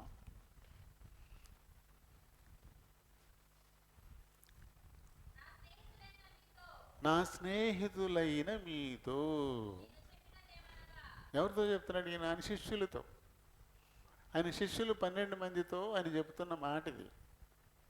నా స్నేహితులైన మీతో అనే మాట చెప్తున్నాడు. చూడండి మరి, అంటే దేవుడు ఆయన మాట వినకపోయినా సరే ఆ మనుషులతో స్నేహం చేయడం మానలేదు. మన మాట ఎవరైనా వినకపోతే స్నేహం కట్టిపోతుంది. అదే కదా మన స్నేహం. ఎవరైనా మనం పిలిస్తే రాకపోతే, మన మాట వినకపోతే, మనకు కొంచెం సహాయం చేయకపోతే ఇంకా ఫ్రెండ్షిప్ కాదు, ఇంకెందుకు ఫ్రెండు అని చెప్పేసి అవతల వారి గురించి ఆలోచించాం. నిజమే, కొంచెం అవసరతలో ఉన్నాడు, ఏమో ఇబ్బందులో ఉన్నాడు, ఖాళీ ఉన్నప్పుడు సహాయం చేశాడు కదా, ఇప్పుడు ఖాళీ లేదేమో అనుకుంటామా? అనుకోం. సాయం చేస్తేనే స్నేహితుడు, సాయం చేయకపోతే అన్నీ బాగుంటేనే స్నేహితుడు, లేకపోతే స్నేహితుని వదిలేసే పరిస్థితి. ఆయన స్నేహితులైన మానవుల కోసం ఆయన ప్రాణం పెట్టడానికి ఆయన సిద్ధపడిపోయాడు. అదే స్నేహితులు, మానవులతో స్నేహం కదా. ఈ మానవుల కోసం, వారి రక్షణ కోసం తన ప్రాణాన్ని బలిగా పెట్టడానికి ఆయన ఇష్టపడిపోయాడు. అది కదా ఆయన స్నేహం అంటే. ఇందాక చెప్పినట్టుగా బోసం ఫ్రెండ్స్ ఇద్దరు ఎప్పుడు చూసినా చెట్టపట్టాలు వేసుకుని తిరుగుతారు. వాళ్ళు అసలు భుజాలు రాసుకునే తిరుగుతారు, ఇడిపోరన్నమాట. అలాంటి ఫ్రెండ్స్ మాట్లాడుకుంటా ఊరు సమీపంలో ఉండేటువంటి అడవిలోకి వచ్చేసారట. అది ఇది మాట్లాడుకుంటూ అడవిలోకి వచ్చేసారట. ఉంటారు ఇలా. ఆ పాతపేటలో ఉన్నాడు పట్టెం జానని ఒక ఆయన ఉండేవాడు. నా అన్న వీళ్ళిద్దరూ వీళ్ళ కబుర్లకు అంత ఉండేది కాదు. ఆ పట్టెం జాన గారి కాడి నుంచి చెంబు పట్టుకుని వచ్చేవాడు. ఈ నాన్న కూడా ఈయన చెంపించుకుని బయలుదేరు. అప్పుడు చెంబులే బాత్రూములు ఉండేవి కాదు కదా, పొలాల్లోకి వెళ్ళడమే కదా. ఈ ఇద్దరు చెంబు పట్టుకుని ఆ పొలాల్లోకి వెళ్ళిపోయి ఇంక ఊడు వచ్చేవారు కాదు, ఈ మాట్లాడుకునేవారో తెలియదు. ఆ చెంబుడికి వెళ్ళిపోయి ఊడు వచ్చేవారు కాదు. బామరిదులు అన్నమాట. అసలు ఎన్ని మాటలు మాట్లాడుకునేవారు వాళ్ళు రోజు అంతే. సాయంకాలం పూట ఆ చెంబుచ్చుకుని ఆయన వస్తాడు, ఈయన వెళ్ళిపోయేవాడు. అలాగే ఖాళీ ఏం ప్రార్థన ఉండే టైం వేరు, మిగతా ఖాళీ దొరికితే చాలు వెళ్ళిపోయేవారు. వాళ్ళు కబుర్లు ఆడుకుంటూనే ఉండేవారు. అలా ఉంటాయి స్నేహాలు కొన్ని. ఆ స్నేహం తర్వాత మమ్మల్ని మరి మందిరం సంఘాల గురించి వెళ్ళేసినప్పుడు లేడు స్నేహితుడు. అప్పుడు బామ లేడు, కబుర్లు లేవు. అప్పుడు ఎవరు రాలా. అందుకుముందు భుజాలు రాసుకొని తిరిగేవాళ్ళు. ఏం తప్పు చేశాడు? ఇంట్లో ప్రార్థన పెట్టుకుంటున్నాడు, అది పెద్ద నేరమా? దానికోసం వెళ్ళేస్తారా అని ఎదురు తిరగాలి కదా మరి. అంతకుముందు భోజం ఫ్రెండ్స్, ఇది వచ్చేసరికి అసలు వాళ్ళెవరే మనవాడము. తర్వాత ఆ ఇద్దరు స్నేహితులు అడవులోకి వెళ్ళిపోయారు. అలాగా కబుర్లు ఆడుకుంటే అడవులోకి వెళ్ళిపోయేసరికల్లా ఎదురుగుండా ఎలుగుబంటి వస్తుందంట. వస్తుంది. అది వీళ్ళిద్దరిలో ఒకడు చూసేసాడు. చూసేసి పక్కన ఉన్న చెట్టుకేసాడు. గబ్బ పక్కన ఉన్న చెట్టుకేసాడు. ఇప్పుడు వీటితో మాట్లాడలేదు. ఒకటి ఎలుగుబంటి వస్తుంది, ఇప్పుడు ఏం చేద్దాము ఏమి చెప్పకుండా గప్చుప్పుగా చెట్టుకేసాడు. వీళ్ళ చూసుకుంటే లేడీడు ఏమైపోయాడు అనుకుంటే అది వచ్చేస్తుంది. అది ఎలుగుబంటి వచ్చేస్తుంది. వాళ్ళ మామ కథ చెప్పినప్పుడు ఒక విషయం చెప్పిందంటే అడిగి, ఎలుగుబంట్లు చచ్చిపోయినట్లని ముట్టవయ్యి అని చెప్పిందండి. అది వెంటనే నేల మీద పడిపోయి ఊపిరి బిగపట్టేసి అలా పడుకుని ఉండిపోయాడు చచ్చిపోయినలాగా. అన్నట్టుగానే అది వచ్చింది. ఆ గిరగిరా తిరుగుతుంది, ఆ చుట్టూ తిరుగుతుంది, ముట్టెట్టి అలా తిరిగింది చుట్టూను. అలా ఈ ముఖం దగ్గరికి వచ్చింది. ఆ చీకటి దగ్గర కూడా ఇలా ముట్టెట్టి ఇలా చూసుకుని వీడు చచ్చాడని చెప్పేసి అది వెళ్ళిపోయింది. వెళ్ళిపోయినా మరి వెళ్ళిపోయిందో లేదు తెలియదు కదా. పంపు తీసి పక్కన ఉందంటే లేతే ఏ హైదరాబాబు అని వీడికి లాగట్లేదు, ఎలాగే పడుకున్నాడు. వీడు చెట్టు మీద ఉన్నవాడికి అది వెళ్ళిపోవడం కనపడింది. అది గబగబా చెట్టు దిగి వచ్చాడు. అరే వెళ్ళిపోయింది, వెళ్ళిపోయింది అన్నాడు. వెళ్ళిపోయిందా అని చెప్పేసి వీళ్ళు వేసాడు. అమ్మయ్య బతికానరా బాబా. మళ్ళీ భుజాలు రాసుకుంటూ మళ్ళీ వెళ్ళిపోతున్నారు మాట్లాడుకుంటా. చెట్టు ఎక్కేసినాడు. కాసేపు ఓపిక పెట్టాడు. వీడు బుర్రలో ఒకటి తొలుస్తుంది.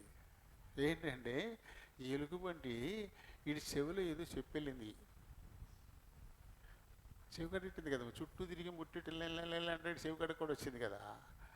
ఈ చెవులు ఏదో చెప్పెళ్ళింది వీడికి. చూసేవాడు నాకు చెప్పట్లేదు అని చెప్పేసి కాసేపు అలా ఒకబట్టి రే నాకు కూడా చెప్పండిరా అన్నాడు. ఏంట్రా ఏం చెప్తున్నాడు? మరి ఎంత స్నేహితులు మనం, నాకు కూడా చెప్పండిరా అన్నాడు. ఇది ఏం చెప్పాలి వీడికి? ఏం చెప్పండి బాబు, ఏంట్రా అంటే, "ఆ, వెళ్ళిపోతా ఎలుగుబట్టి నీ చెవులు ఇది చెప్పెళ్ళింది, నాకు కూడా చెప్పవా" అన్నాడు. ఎలుగుబంటి చెవులు ఏదో చెప్పిందంట. "నువ్వు బాగానే దొరికావు దుర్మార్గుడా" సరే అని చెప్పేసి, ఆపదలో వదిలిపెట్టిపోయే స్నేహితుడిని నమ్మొద్దని చెప్పిందిరా అన్నాడు. నిజమే, చెవిలో నాకు చెప్పింది అది.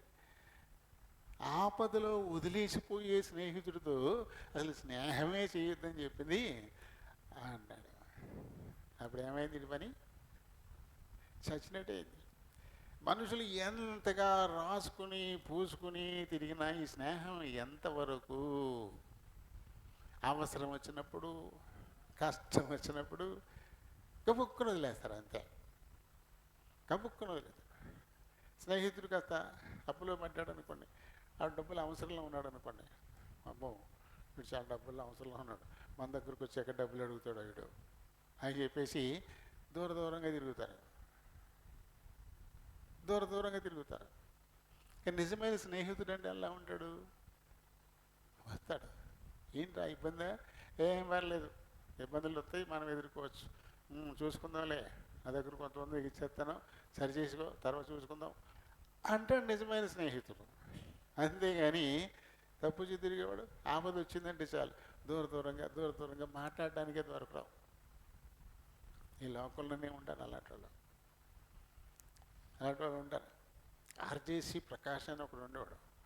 మా ఇద్దరం గుంటూరులో బీఈడ్ అయినప్పుడు ఒక రూమ్లో ఉండేవాళ్ళం. వాడికి డబ్బులు ఇంటి దగ్గర నుంచి డబ్బులు రాలేదు, దేవుడి కృపల్లో నా దగ్గర డబ్బులు బాగానే ఉండేవి.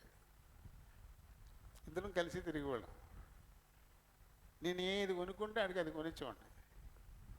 నా డబ్బులే, ఆడి దగ్గర డబ్బులు లేవు. అలా కొద్ది రోజులు గడిచేది ఇక్కడ మనీ ఆర్డర్ వచ్చింది. నేను వదిలేసాడు, ఒక్కడే వెళ్ళిపోతున్నాడు. ఏంటి ఎప్పుడు ఇద్దరం కలిసి తిరిగేవాళ్ళం, ఈ ఏంటి ఒక్కడే వెళ్ళిపోతున్నాడు అంటే మనీ ఆర్డర్ వచ్చిందంట. ఆడికి మనీ ఆర్డర్ వచ్చింది, డబ్బులు. ఇప్పుడు నన్ను కూడా తీసుకెళ్తే నాకు కొనిపెట్టాలి కదా, నేను కొనిపెట్టానుగా ఇప్పుడు దాకా, నాకు కొనిపెట్టాలని చెప్పేసి ఇంకంతే.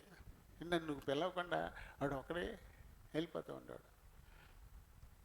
ఇలాగే ఉంటాయి కదా మనుషుల సహాలు. మూడు డబ్బులు ఖర్చు పెట్టాను ఆడికి. అయితే నేను ఇంకా మొదటి ఖర్చు లేదు, వాడిది ఆడి మందే. స్నేహం లెక్కలు రాసుకుంటావా నిజంగా? అయితే మూడు అది నీకు కొనిచ్చాను, ఇది కొనిచ్చాను, ఇంత అయింది, నాకు మనీ ఆర్డర్ వచ్చింది కదా, డబ్బులు ఇమ్మని అడగాలి కదా. స్నేహం అంటే స్నేహమే. కొంతమంది ఉంటారు ఇలాగా. అర్ధవరం ఒక అతను ఉండేవాడు మాండ్రులో, వాళ్ళ ఇంటి పేరు మాండ్రు కాదు, మాధుము నత్తనీయులని, మీ ఊరేరా మాధవులు నత్తనీయులు అతని పేరు. అతను నేను ఇంటర్మీడియట్ కలిసి చదువుకున్నాం. మరి రోజు మధ్యాహ్నం హోటల్కి వెళ్ళేవాళ్ళం.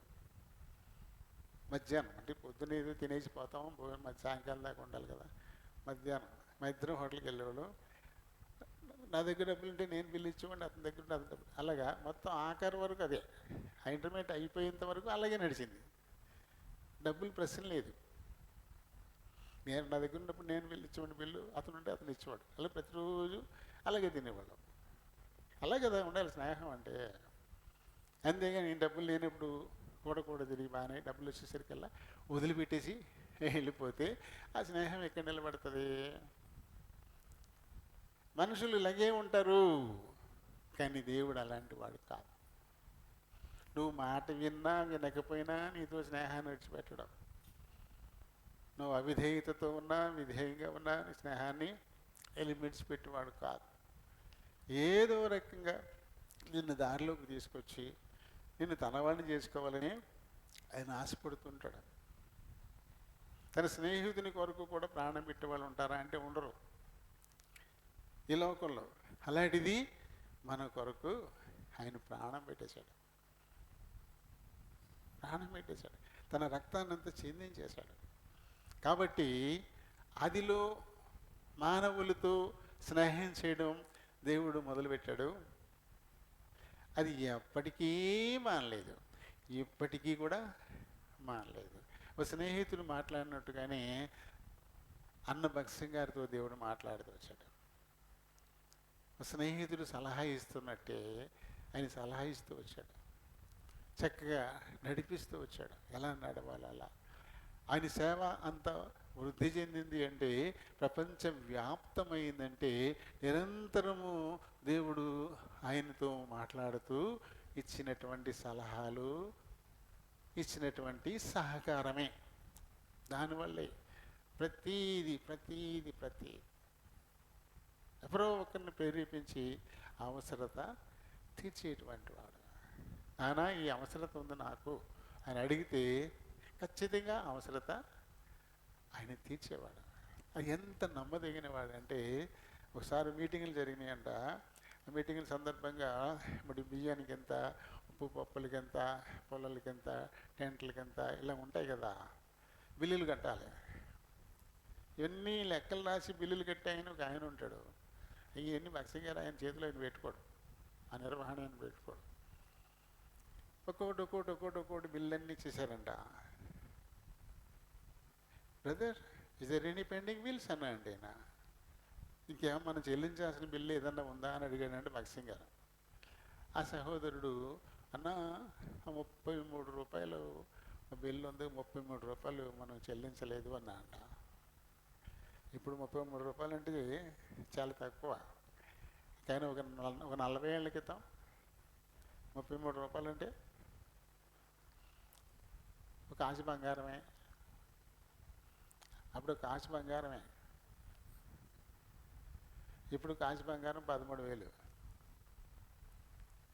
13,000 అంటే అప్పుడు 33 రూపాయలు అంటే 13,000 రూపాయలు లెక్క. అంటే అప్పుడు ప్రార్థన చేశాడంట, దేవుని అడిగాడంట. దేవుని స్నేహితుడు కదా, అడిగాడంట. 3వ రోజున మనీ ఆర్డర్ అని వచ్చిందంట. పోస్ట్ మ్యాన్ వచ్చాడు, సార్ మనీ ఆర్డర్ అన్నా అంట. 33 రూపాయలే. 33 రూపాయలు మనీ ఆర్డర్ వచ్చిందంట. అంటే భక్సింగ్ గారు ఎంత అడిగాడు అంత. 33 రూపాయలు అంటే 33 రూపాయలు మనీ ఆర్డర్ వచ్చిందంట. అంటే ఎంత నమ్మదగిన స్నేహితులు చూడండి. 30 ఉన్నాయి, 30 పంపుతున్నా, 3 రూపాయలు ఏదో రకంగా చూసుకొని 30 పంపచ్చు కదా. కరెక్ట్గా 33. ఆ బిల్లు ఎంత ఉందో అంత 33 రూపాయలు బిల్ వచ్చిందంట, మనీ ఆర్డర్ వచ్చిందంట. సరే, అంత నమ్మదగిన వాడు. నేను దగ్గరుండి నేను చూడలేదు, ఎవరు చెప్తే విన్నదే. ఆయనతో సహవసించి కలిసి నడిచిన వాళ్ళు చెప్పిన మాట విన్నది చెప్తున్నారు, నేనేమి చూడలేదు. ఎందుకంటే ఇంకొకళ్ళు చెప్పుండొచ్చు మీకు, అప్పుడు నేను తప్పు చెప్పినట్టు అవుతుంది కదా. ఇంక ఇలాంటివి మీరు టీవీల్లో వింటుంటారు కదా, టీవీల్లో వినేటప్పుడు చెప్తుంటారు. భక్సింగ్ గారిని ఈ మధ్యకాలంలో ఎక్కువ వాడేస్తున్నారు జనం. భక్సింగ్ గారి గురించి చెప్పకుండా ఎవరు ప్రసంగాలు చేయట్లా. భక్సింగ్ గారి గురించి చెప్తున్నారు, ఈ మధ్యన బాగా చెప్తున్నారు. అన్ని డినామినేషన్లలో కూడా చెప్తున్నారు భక్సింగ్ గారి గురించి. మొత్తం మీద అటువంటి నమ్మదగిన స్నేహితుడు, నాయనా మీటింగ్లు అయినవి, 33 రూపాయల బిల్లు మట్టుకుండిపోయింది, ఇక పెండింగు అని దేవుడితో చెప్పేసరికి 3వ రోజున 33 రూపాయల మనీ ఆర్డర్ వచ్చేసిందట. అంత నమ్మదగిన, 33 కాదు 3,000 అడిగినా ఇచ్చేస్తాడు. వీళ్ళ లెక్క కరెక్ట్గా ఉండాలి. అన్యాయంగా తన అవసరతల కోసం అడగకూడదు. మీటింగులకు సంబంధించినటువంటి బిల్లులు, ఎందుకంటే మీటింగులు ఎవరు పెట్టమన్నారు? భక్సింగ్ గారు తన ఇష్ట ప్రకారం పెట్టేవాడు కాదు. మీటింగ్లో ప్రార్థన చేసేవాడు, దేవుడిని అడిగేవాడంట. దేవుడిని అడిగితే దేవుడే డేట్లు ఇచ్చేవాడంట, ఈ డేట్లలో పెట్టమని. కాబట్టి ఆ డేట్లోనే ఆయన మీటింగులు పెట్టాడు. అనేది భక్సింగ్ గారి సొంత నిర్ణయంతో మీటింగులు కాదు, దేవుడు చెప్తేనే ఆ డేట్లలోనే మీటింగులు పెట్టడం జరిగేదండి. మరి కాబట్టి పెట్టించిన ఆయన ఇవ్వాలి కదా బిల్లు అని. ఎవరు పెట్టించారు? వారే కదా బిల్లు ఇవ్వాలా. అందుకని ఇంత బిల్లు ఉంది, ఇంత ఇవ్వాలి, అంత ఇవ్వాలి అని చెప్తే లెక్క రాసి అంతా ఇచ్చేసేవాడు దేవుడు. ఎవరో ఒకరిని తీసుకొచ్చేసేవాడు. ఎట్టి పరిస్థితుల్లోనూ సొంత నిర్ణయాలు ఎప్పుడూ భక్సింగ్ గారు తీసుకోలేదు. ప్రతి విషయం దేవుణ్ణి అడిగి, ఆఖరికి జుట్టు కత్తిరించుకోవడానికి కూడా దేవుడిని అడిగి వెళ్ళేవాడండి ఆయన. ఆయన నా జుట్టు పెరిగిపోయింది, మరి కత్తిరించుకోవటానికి వెళ్ళేదా అంటే వద్దు అంటే మానేయడమే. దేవుడు ఇప్పుడు వెళ్ళమంటే అప్పుడు వెళ్ళేది. ఖచ్చితంగా ఆయన వెళ్ళమన్నప్పుడు వెళ్తే అద్భుతమైన మేళ్ళు జరుగుతూ ఉండేవి. 2 పనులు జరుగుతూ ఉండే, ఒకటే కాదు. మన మట్టుకు మనం చుట్టూ కత్తిరించుకోవడానికి వెళ్తే ఒక పనే అవుతుంది. కానీ ప్రభు వెళ్ళమన్నప్పుడు వెళ్తే 2 పనులు అవుతాయి. 2 పనులు. అందుకని ప్రతి విషయం ఆయన దేవుడు ఒకసారి పాఠం చెప్పాడు. ఆయన విదేశాల నుంచి కోల్కతా వచ్చినప్పుడు, షిప్లో కోల్కతా వచ్చాడంట. వచ్చిన సందర్భంలో ఎక్కడికి వెళ్ళాలో తెలియదు. ఆ పార్కులో లగేజ్ అక్కడ పెట్టుకుని పార్కులో బెంచ్ మీద ఉన్నాడంట. జేబులలో చేయి పెట్టేసరికి కొన్ని పావలాలు దొరికినాయంట. అప్పుడు పావలాలు, ఇప్పుడు పావలాలు లేవు అసలు. అలంకారమే ఇప్పుడు పావలాలు. అక్కడ సిక్కులు ట్రక్ డ్రైవర్లుగా ఉంటారు. ఆ ఖాళీ ప్లేసులో అలా లారీలన్నీ అక్కడ పార్క్ చేసి ఉన్నాయంట. డ్రైవర్లు ఉంటారు కదా సిక్కులు, వాళ్ళు ఈయన సిక్కే కదా. అక్కడ బైబిల్ బుక్ స్టోర్కి వెళ్ళి ఆ పావలాలు పెట్టి కొన్ని కరపత్రాలు కొనుక్కొని వచ్చి అవి వాళ్ళకి ఇస్తూ సువార్త చెప్పాడంట. ఒక్కొక్కడికి కరపత్రాలు పంచిపెడుతూ అందరితోటి సువార్త చెప్పి పని అయిపోయాక మళ్ళీ వచ్చి ఆ బెంచ్ మీద మళ్ళీ పడుకున్నాడంట. ఆకలేసేస్తుంది, కడుపులు ఎలకలు పరిగెడతా ఉన్నాయి. ఎక్కడికి వెళ్ళాలి? ఇంకో జేబుల్లో చూపెడితే ఎక్కడ డబ్బులు లేవు, పైసా కూడా లేదు. అప్పుడు దేవుణ్ణి అడిగాడంట, ఇప్పటి వరకు నీ పనే చేశాను కదా, ఇప్పటిదాకా నీ పనే చేశాను కదా, నా కడుపు నింపవా అన్నాడంట. అప్పుడు దేవుడు చెప్పింది ఏంటంటే, నిన్ను నేను చేయమన్నానా అన్నాడంట. ఏంటి నా పని చేసావా? నేను చెప్తే చేసావా నువ్వు? నేనేమన్నా నిన్ను చేయమన్నానా? నీ జేబులో ఉన్న పావలాలు నీయే కదా, అవి పెట్టుకెళ్ళి నువ్వు టిఫిన్ చేయొచ్చు కదా. నువ్వు వాటితో టిఫిన్ చేయబాకు, నువ్వు స్వాద చెప్పు. నేనేమన్నా ఇది చెప్పారా? నీకు నువ్వుగా చేసేసుకుని నా మీద నిందేస్తావే అన్నాడు దేవుడు. అబ్బో, తప్పు అయిపోయింది నాయన, ఇంకెప్పుడు నీకు చెప్పకుండా నేను ఏది చేయను అని నిర్ణయించుకుని అప్పటి నుంచి ఇంట్లోంచి కాలు బయట పెట్టాలంటే దేవుడు చెప్పాలా. ఇక ఆయన చెప్తేనే చేస్తాడు, ఆయన చెప్తేనే వెళ్తాడు. అప్పుడు దేవుడు ఆలోచన ఇచ్చాడంట, గుర్తొచ్చింది గబుక్కున. ఆయన విదేశాల్లో ఉండగా ఆ పక్కనే ఒక సహోదరి ఉండేవారంట. వారు ఇంట్లో బాగా మాట్లాడేవారంట. కోల్కతాలో మా ఊరు మేము ఉండేది కోల్కతాని, పలానా ఏరియాలో నాకు అక్కడ సొంత ఇల్లు అవి ఉన్నాయి, మేము అక్కడే ఉంటాము, ఇది పని మీద వచ్చాము ఇక్కడ అని చెప్పిందంట ఆవిడ. ఈసారి మీరు కోల్కతా వచ్చినప్పుడు మా దగ్గర రండి అని చెప్పింది, కూడా అడ్రస్ ఇచ్చిందంట. ఇప్పుడు దాకా అది గుర్తురాలా, ఎక్కడికి వెళ్ళాలి ఏం చేయాలి అర్థం కాకుండా ఉంది. ఎప్పుడైతే ఈ జరిగిందో ఇంకెప్పుడు నీకు చెప్పకుండా నేనేం చేయను, సారీ తప్పైపోయింది అని ఒప్పేసుకున్నాడు. ఇది గుర్తొచ్చిందంట, ఈ అడ్రస్ గుర్తుతే అప్పుడు కప్ప బయలుదేరి ఆ ఇంటికి వెళ్ళాడు. ఎత్తుకుంటూ ఆ ఇంటికి వెళ్ళేసరికి ఆ ఇల్లు తాళం వేసి ఉంది. అయ్యయ్యా, ఇప్పుడే ఆశ మళ్ళీ నిరాశ. అడ్రస్ గుర్తొచ్చేటప్పటికి చాలా సంతోషమైంది. సహోదరు ఉన్నారు కదా, రమ్మన్నారు కదా, వెళ్ళిపోదాం అక్కడికి అనుకుని చాలా ఉత్సాహంగా వచ్చేసాడు. చూసరికి ఇల్లు తాళం వేసింది. మళ్ళీ నిరాశ వచ్చేసింది. అలా నిలబడి ఉన్నాడు. ఈ లోపల పక్కన ఆ బిల్డింగ్ ఆయన గబగబ బయటకు వచ్చి, ఎవరు కావాలండి ఏంటని అడిగాడంట. ఈ హౌస్ ఓనర్ ఇంట్లో వాళ్ళు లేరండి, తాళం వేసి ఉంది అని అంటే, అరే వారు విదేశాలకు వెళ్ళిపోయారే అన్నాడంట. మరి ఇంకెలా ఉన్న ఆధారం ఇది కూడా పోయింది అనుకునే లోపల, సరే రండి ఒకసారి ఇలా రండి, మా ఇంటికి రండి, ఇలా రండి అని తీసుకెళ్ళి కూర్చోబెట్టి, చెప్పండి మీరు ఏంటి, ఎక్కడి నుంచి వచ్చారు, ఎవరు ఏంటి అని అడిగితే, అప్పుడు మేము ఫారెన్లో ఇదివరకు మేము కలుసుకున్నామండి, అప్పుడు అడ్రస్ ఇచ్చారు ఆవిడ, నేను ఇక్కడికి వచ్చాను, చూస్తే తాళం వేసి ఉంది, మీరు ఏం చేస్తారు అన్నా అంట. నేను దేవుని సేవకుడిని, నా పేరు భగత్ సింగ్, ఇవన్నీ చెప్పేసరికి ప్రైజ్ ద లార్డ్ అన్నాడు ఆయన. ఏంటి నేను దేవుని సేవకుని ప్రైజ్ ద లార్డ్ అంటున్నాడు అనుకుంటే, నేను వారం రోజుల నుంచి ప్రార్థన చేస్తున్నాను, నాకు చాలా పరిచర్య ఉంది ఇక్కడ, ఈ పరిచర్యలో ఒక దైవజనుడు అవసరం, నాయనా ఒక దైవజనుడు నాకు చూపించు, నాకు పని విస్తారంగా ఉంది అని నేను ప్రార్థన చేస్తున్నాను. నేను ఇదిగో మిమ్మల్ని తీసుకొచ్చాడు నా దగ్గరికి, ప్రైజ్ ద లార్డ్ అన్నమాట. ఎలా ఉంది చూడండి, ఎంత అద్భుతం. ఇప్పుడు అసలు ఆశ్రయమే లేదనుకున్నటువంటి వాడికి ఆశ్రయం దొరికింది. విస్తారమైన పని, ప్రభు పని, విస్తారమైన ప్రభు పని. ఇలా ప్రభు చిత్తానుసారంగా చేసేది ఎప్పుడు కూడా వర్ధిల్లుతుంది. ఆయన చెప్పి చేసేది ఎప్పుడైనా వర్ధిల్లుతుంది. ఆయన చెప్పకుండా మనం మట్టుకు మనం సొంత పడాయి కోసం మనం చేసుకున్నాం అనుకోండి, ఖచ్చితంగా అది సక్సెస్ కాదు. ఒకవేళ అయిందనుకున్న అరాకొర అంతే తప్ప పరిపూర్ణంగా అది నెరవేరదు. ఇలా ఎప్పటికీ కూడా మనతో ఉండి మన మీద దృష్టి పెట్టి ఆలోచనిచ్చి నడిపించడానికి చాలినటువంటి స్నేహితుడైన దేవుడు, మా ఫ్రెండ్. ఎలా అయితే మంచిగా సలహా ఇచ్చి నడిపిస్తాడు. ఎందుకంటే స్నేహితుడికి తప్ప చాలా విషయాలు ఇంకెవరికి చెప్పలేము.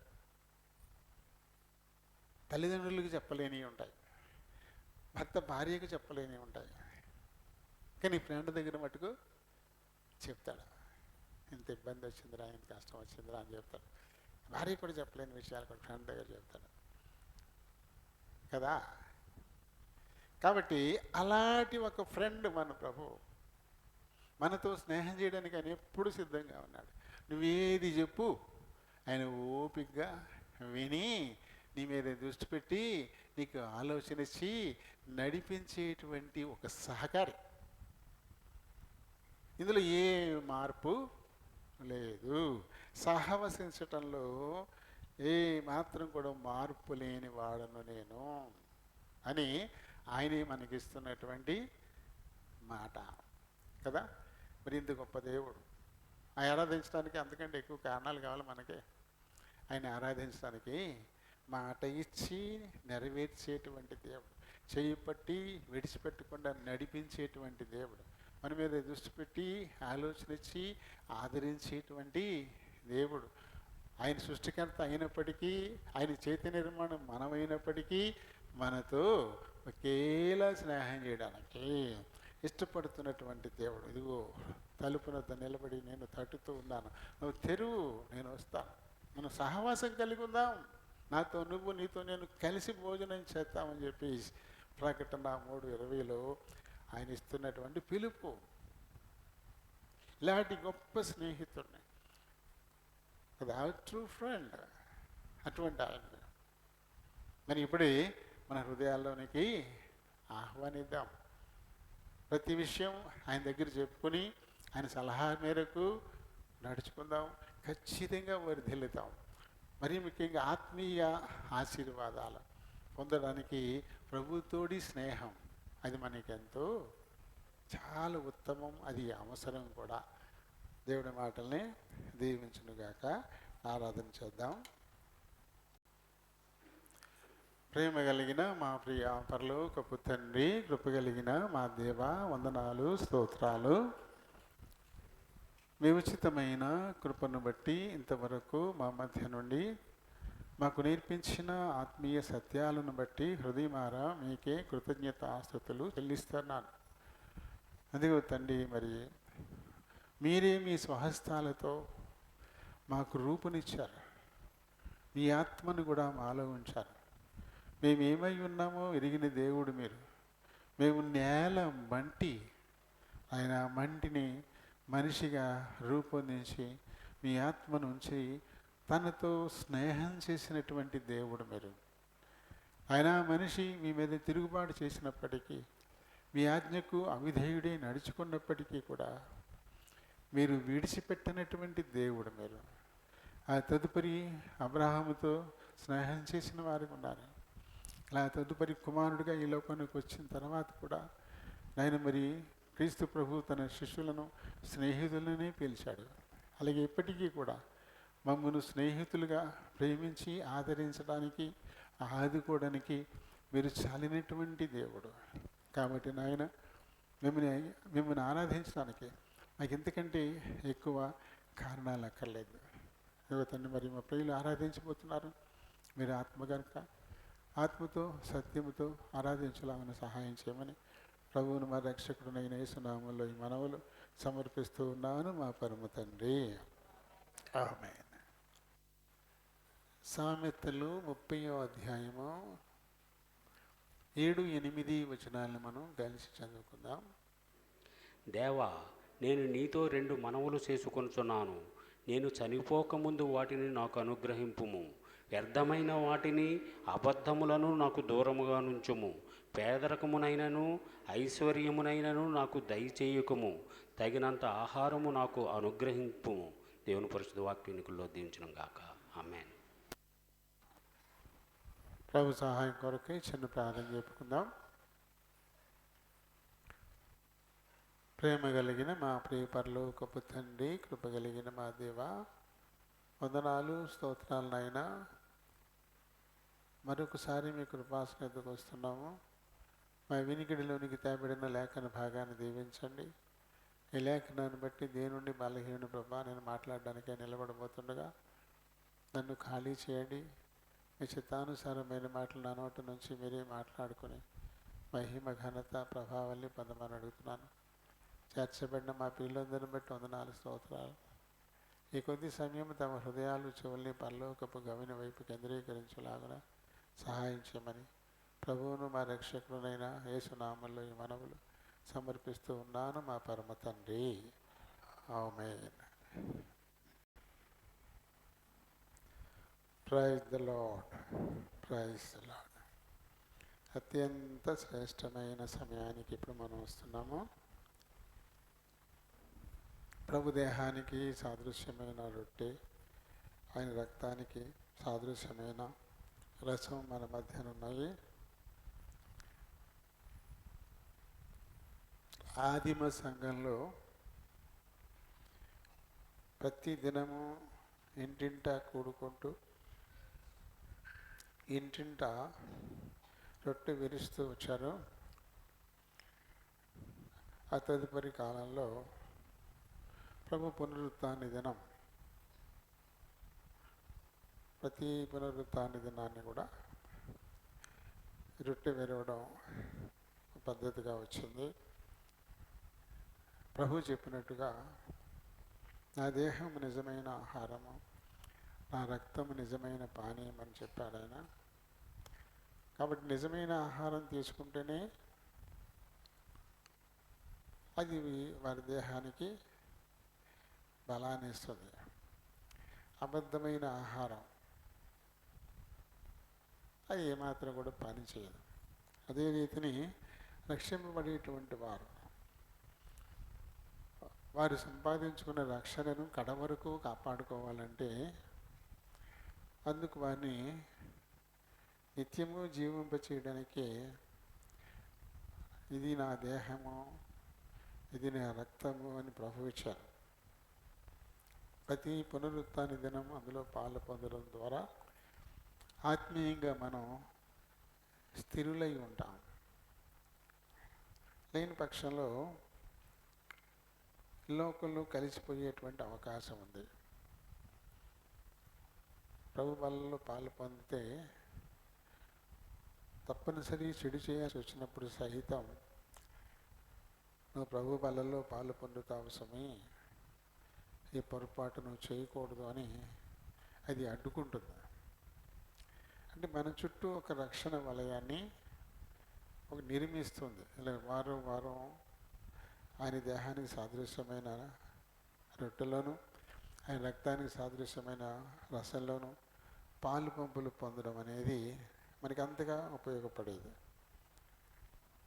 కాబట్టి ఎవరైతే మారు మనసు పొంది పశ్చాత్తాపడి పాప క్షమాపణ పొంది పునర్జన్మ సంబంధమైన స్నానాన్ని పాలు పొంది ఉంటారో, అంటే బాప్తిస్మం తీసుకుని ఉంటారో అలాంటి వారు మరి బలలో పాలు పొందడానికి అర్హతను సంపాదించుకున్నట్టు అవుతుంది. అయితే మరి ఈ అర్హత ప్రారంభంలో ఉన్నట్టుగానే ఉందా, లేకపోతే రొటీన్ అయిపోయిందా? ప్రారంభంలో బాగా చూస్తాం ఏదైనా, తర్వాత అది రొటీన్ అయిపోద్ది కాబట్టి దాన్ని అంతగా మనం పట్టించుకోం. అందరూ అలా జరుగుతూ ఉంటాయి తప్ప మనసు పెట్టి చెయ్యం ఏదైనా సరే. ఇంట్లో మనం చేసుకునే పనులు అలాగే ఉంటాయి. కొత్తగా స్టవ్ వచ్చిందనుకోండి, గ్యాస్ స్టవ్, అప్పుడు ఏం చేస్తారు, చాలా జాగ్రత్తగా నాబ్ ఆన్ చేయడం, రెగ్యులేటర్ని తిప్పడం, చేసుకోవడం, ఇది చేస్తుంటాం. అది కొన్నాళ్ళు అయిపోయేసరికల్లా ఇక అంతా ఒక రొటీన్ అనమాట. అలా అంటే ఇలా పెడతాం, ఇలా తిప్పేస్తాం, ఇలా పెట్టేస్తాం, ఇలా అయిపోతుంటుంది. దానివల్ల ప్రమాదాలు జరుగుతూ ఉంటాయి కూడా. ఒకసారి 2-3 స్ట్రోకులకి లైట్ వెలగదాం, ఆ తర్వాత ముఖం దాకా అవుతుంది మంట. అలాంటి అనుభవం ఎప్పుడైనా వచ్చిందా? గ్యాస్ స్టవ్ అంటించేటప్పుడు గ్యాస్ ఆన్ చేసాక లైట్ని మనం స్ట్రోక్ ఇస్తాం కదా, ఫస్ట్ స్ట్రోక్ వెలిగితే అక్కడే ఉంటుంది మంట. ఒక్కొక్కసారి అది వెలగదు, 2-3 స్ట్రోకులు అవుతాయి. అప్పటికి ఏమవుతుంది, గ్యాస్ అలా దగ్గరికి వస్తుంది అనమాట. అప్పుడు ముఖం దాకా వస్తుంది మంట. కానీ రొటీన్లో ముందు ఉండదు అలాంటిది. టొక్కే వెలగలేదు, అమ్మో నాబ్ కట్ చేసి మళ్ళీ ఆన్ చేసి మళ్ళీ పెట్టుకుంటాం. ఇవన్నీ ఏంటంటే రొటీన్ అయిపోయేసరికల్లా శ్రద్ధ తగ్గిపోతుంది. ఆరంభంలో ఉన్న నాణ్యత తర్వాత ఉండదు. అది ప్రతిదానికి వర్తిస్తుంది మనకి.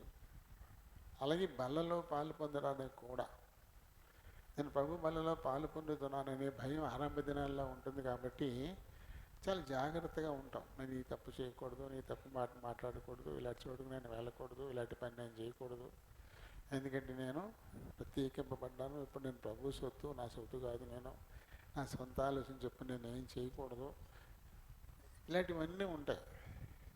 కొంచెం కాలం గడిచిపోయేసరికల్లా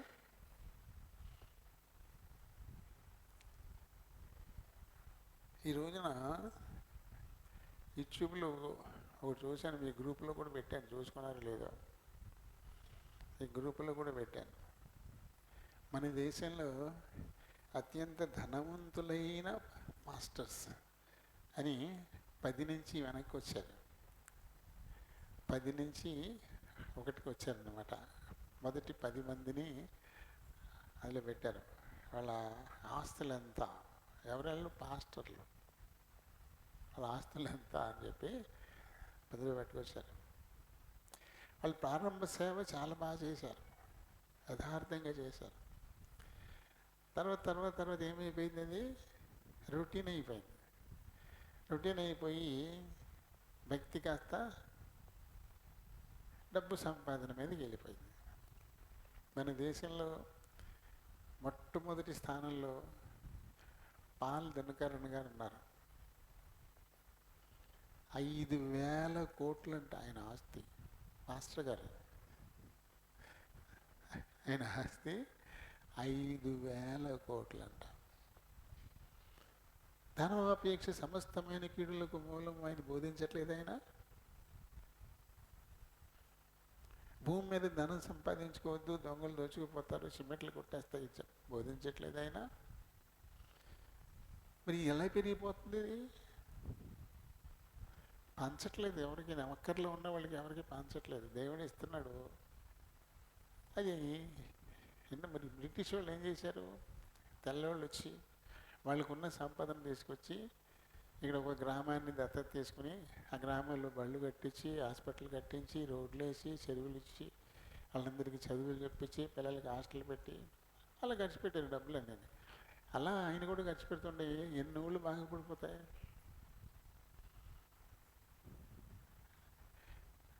ఇదివరకు ఐటీ వాళ్ళు దాడి చేశారు ఆయన మీద,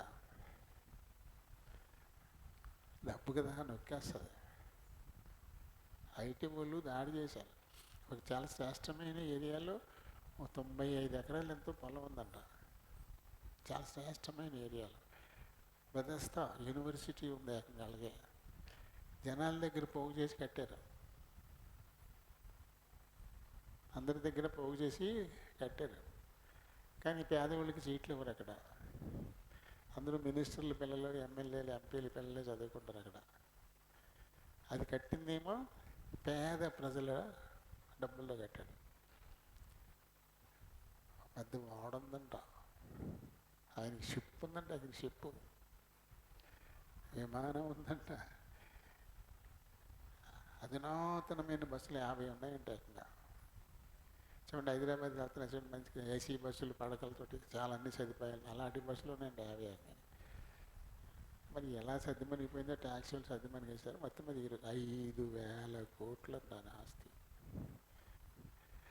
రెండో ప్లేస్ ఎవరిది అనుకుంటున్నారు? Calvary temple, Satish Kumar. దగ్గర దగ్గర 1,500 కోట్లు అంట ఆయన ఆస్తి. 1,500 కోట్లు, వేలు ఏం కాదులే. ఇంకెలా చెప్పుకొచ్చారు. ఇంకా వేరే వేరే వాళ్ళందరూ చెప్పారు. 8వ ప్లేస్లో స్టీఫెన్ పాల్. స్టీఫెన్ పాల్ 8వ ప్లేస్లో ఉన్నాడు. మీ దగ్గర ఉంది, మీ గ్రూప్లో ఉంది, చూసుకోండి. నేనేం చెప్పట్లేదు. మామూలుగా యూట్యూబర్ పెట్టారు దాన్ని. అది మీకు మన బేతేల్ గ్రూప్లో పెట్టాను, చూసుకోండి. వీళ్ళందరూ సేవ ప్రారంభంలో బాగా చేసిన వాళ్ళే. ప్రారంభ సేవ చాలా బాగా చేశారు. దినకరణ్ గారు బ్యాంక్ ఎంప్లాయీ అంట, ఒక బ్యాంక్ ఉద్యోగి. దినకరణ్ గారు అంటే పాల్ దినకరణ్ తండ్రి గారు బ్యాంక్ ఉద్యోగి. ఇప్పుడు 5,000 కోట్ల ఆస్తుల.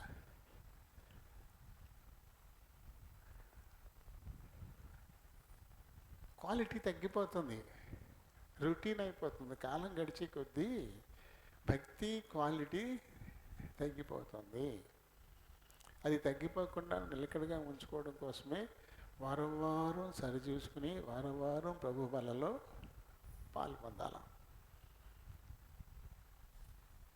అయోగ్యంగా పాలు పొందితే మీరు రోగులు, బలహీనలు అవుతున్నారు, చాలామంది చనిపోతున్నారు అనే హెచ్చరికలు ఉన్నాయి. కాబట్టి పాలు పొందేటప్పుడల్లా మళ్ళీ మనం ఒకసారి సరి చేసుకుంటాం. ఎక్కడైనా అడ్డదారులు పెడితే మనసు దాన్ని మళ్ళీ తిరిగి లైన్లో పెట్టుకుంటాం.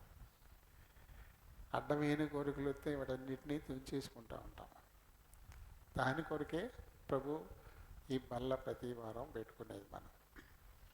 ఇక్కడ సామెతల్లో ఈ గ్రంథకర్త ఏం చెప్తున్నాడు, ఆయన ఎలాంటి కోరుకుంటున్నాడో చూడండి. ప్రతి విశ్వాసికి ఇలాంటి కోరికే ఉండాలి, లేకపోతే విశ్వాసులు కారు వాళ్ళు. 7వ వచనం చదువున్నా. దేవా, నేను నీతో 2 మనవులు చేసుకుంటున్నాను. నేను ఈ లోకయాత్ర ముగించక ముందు వాటిని నాకు అనుగ్రహించు. ఏంటంటే వాటిని అవి అడుగుతున్నాడు. ఒకటి ఏంటంటే వ్యర్థమైన వాటిని, అబద్ధాలని నాకు దూరంగా ఉంచు. ఇంకా మరి వ్యర్థమైన వాటిని వెంబడించకపోతే, ఇంకా అబద్ధాలను వెంబడిస్తూ పోతే ఇంకెలా విశ్వాసం అవుతావు? అలా నీ రక్షణను కాపాడుకుంటావు. ఆ తర్వాత పేదరికాన్నైనా ఐశ్వర్యాన్నైనా నాకు దయచేయకము. కానీ ఏమడుగుతున్నా, ఏం కోరుకుంటున్నారు ఇప్పుడు? పేదరికం అసలే వద్దు, ఐశ్వర్యం అత్యధికంగా ఇచ్చేయి, అంతే కదా. పేదరికం అసలు నాకు వద్దు, ఐశ్వర్యం నాకు పరిమితి లేకుండా ఇచ్చేసేయి అని చెప్పేసి 1,000 కోట్లు సంపాదించేసుకుంటాను. 1,000 కోట్లు. కుటుంబంలో ఎంతమంది ఉంటే అంతమంది స్పీకర్లే. ఒక్కొక్కరు ఒక్కొక్క పక్కకి వెళ్ళిపోతారు అంతే. వత్త ఇంతలా పార్సల్ తెచ్చుకుంటారు అనమాట. అంటే రమ్మని పిలిచినప్పుడు హాస్పిటల్కి వెళ్తే టెస్ట్ చేస్తే చిట్టి మనకి ఇచ్చినట్టు, ఈ మీటింగ్కి రావాలంటే ఇదిగో ఈ చిట్టీలో ఉన్నాయన్నీ నువ్వు ఓకే చేస్తే అప్పుడు వస్తామంటారన్నమాట. కోరికలు ఉంటాయి అందులో, ఆ చిట్టీలో కోరికలు ఉంటాయి. నువ్వు ఎంత ఏరియాలో మీటింగ్ పెడతావు, ఎంత పెద్ద వేదిక వేస్తావు, ఎంత లైటింగ్ పెడతావు, ఎంత ఏరియా నువ్వు ప్రచారం చేస్తావు, ఎంతమందిని తీసుకురాగలుగుతావు మీటింగ్కి, ఎంతమందిని తీసుకురాగలుగుతావు. ఆ తర్వాత ఇక్కడి నుంచి విమానాశ్రయం ఎక్కడుందో అక్కడ దాకా విమానం టికెట్లు, అక్కడి నుంచి మీ ఊరు దాకా ఏసీ కారు, ఆ తర్వాత ఆ దగ్గర టౌన్లో ఒక 5 స్టార్ తగ్గకుండా హోటల్లో సూటు, ఇన్ని నువ్వు బుక్ చేయాలి. ఆ తర్వాత తిరిగి వచ్చేసేటప్పుడు ఏమాత్రం పరసవు. నువ్వు ఓకే అయితే వస్తాం, లేకపోతే రావు. ఉచితంగా పొందారు, ఉచితంగా పంచండి అని ప్రభు చెప్తే, ప్రభు సువార్త చెప్పడానికి సినిమా వాళ్ళు డబ్బులు ఇచ్చుకుని కాల్ షీట్లు ఇచ్చినట్టు వీళ్ళు కూడా అలా తయారైపోతున్నారు. వ్యర్థమని వాళ్ళే చెప్తారు. ప్రసంగి చెప్పరా, వ్యర్థం వ్యర్థం సర్వం వ్యర్థం అని చెప్పరా? ఇవన్నీ ఇక్కడే వదిలిపెట్టి పోవాలని చెప్పరా? చెబుతూనే మరి ఎందుకు ఇలా? అందుకని ఎప్పటికప్పుడు జాగ్రత్తగా మన హృదయాలను పరిశీలన చేసుకోవాలి. వ్యర్థమైన వాటి వెంట మనం పరిగెడుతున్నామేమో, వ్యర్థమైన వాటిని కోరుకుంటూ వాటి వెంట పోతున్నామేమో, విడిచిపెట్టేయాలి అనే సంగతి తెలిసి కూడా వాటి మీదే వ్యామోహాన్ని మనం పెంచుకుంటున్నామేమో అని విశ్వాసం ఏం కోరుతాను అడిగినా, వ్యర్థమైన వాటిని అబద్ధాన్ని నాకు దూరంగా ఉంచు.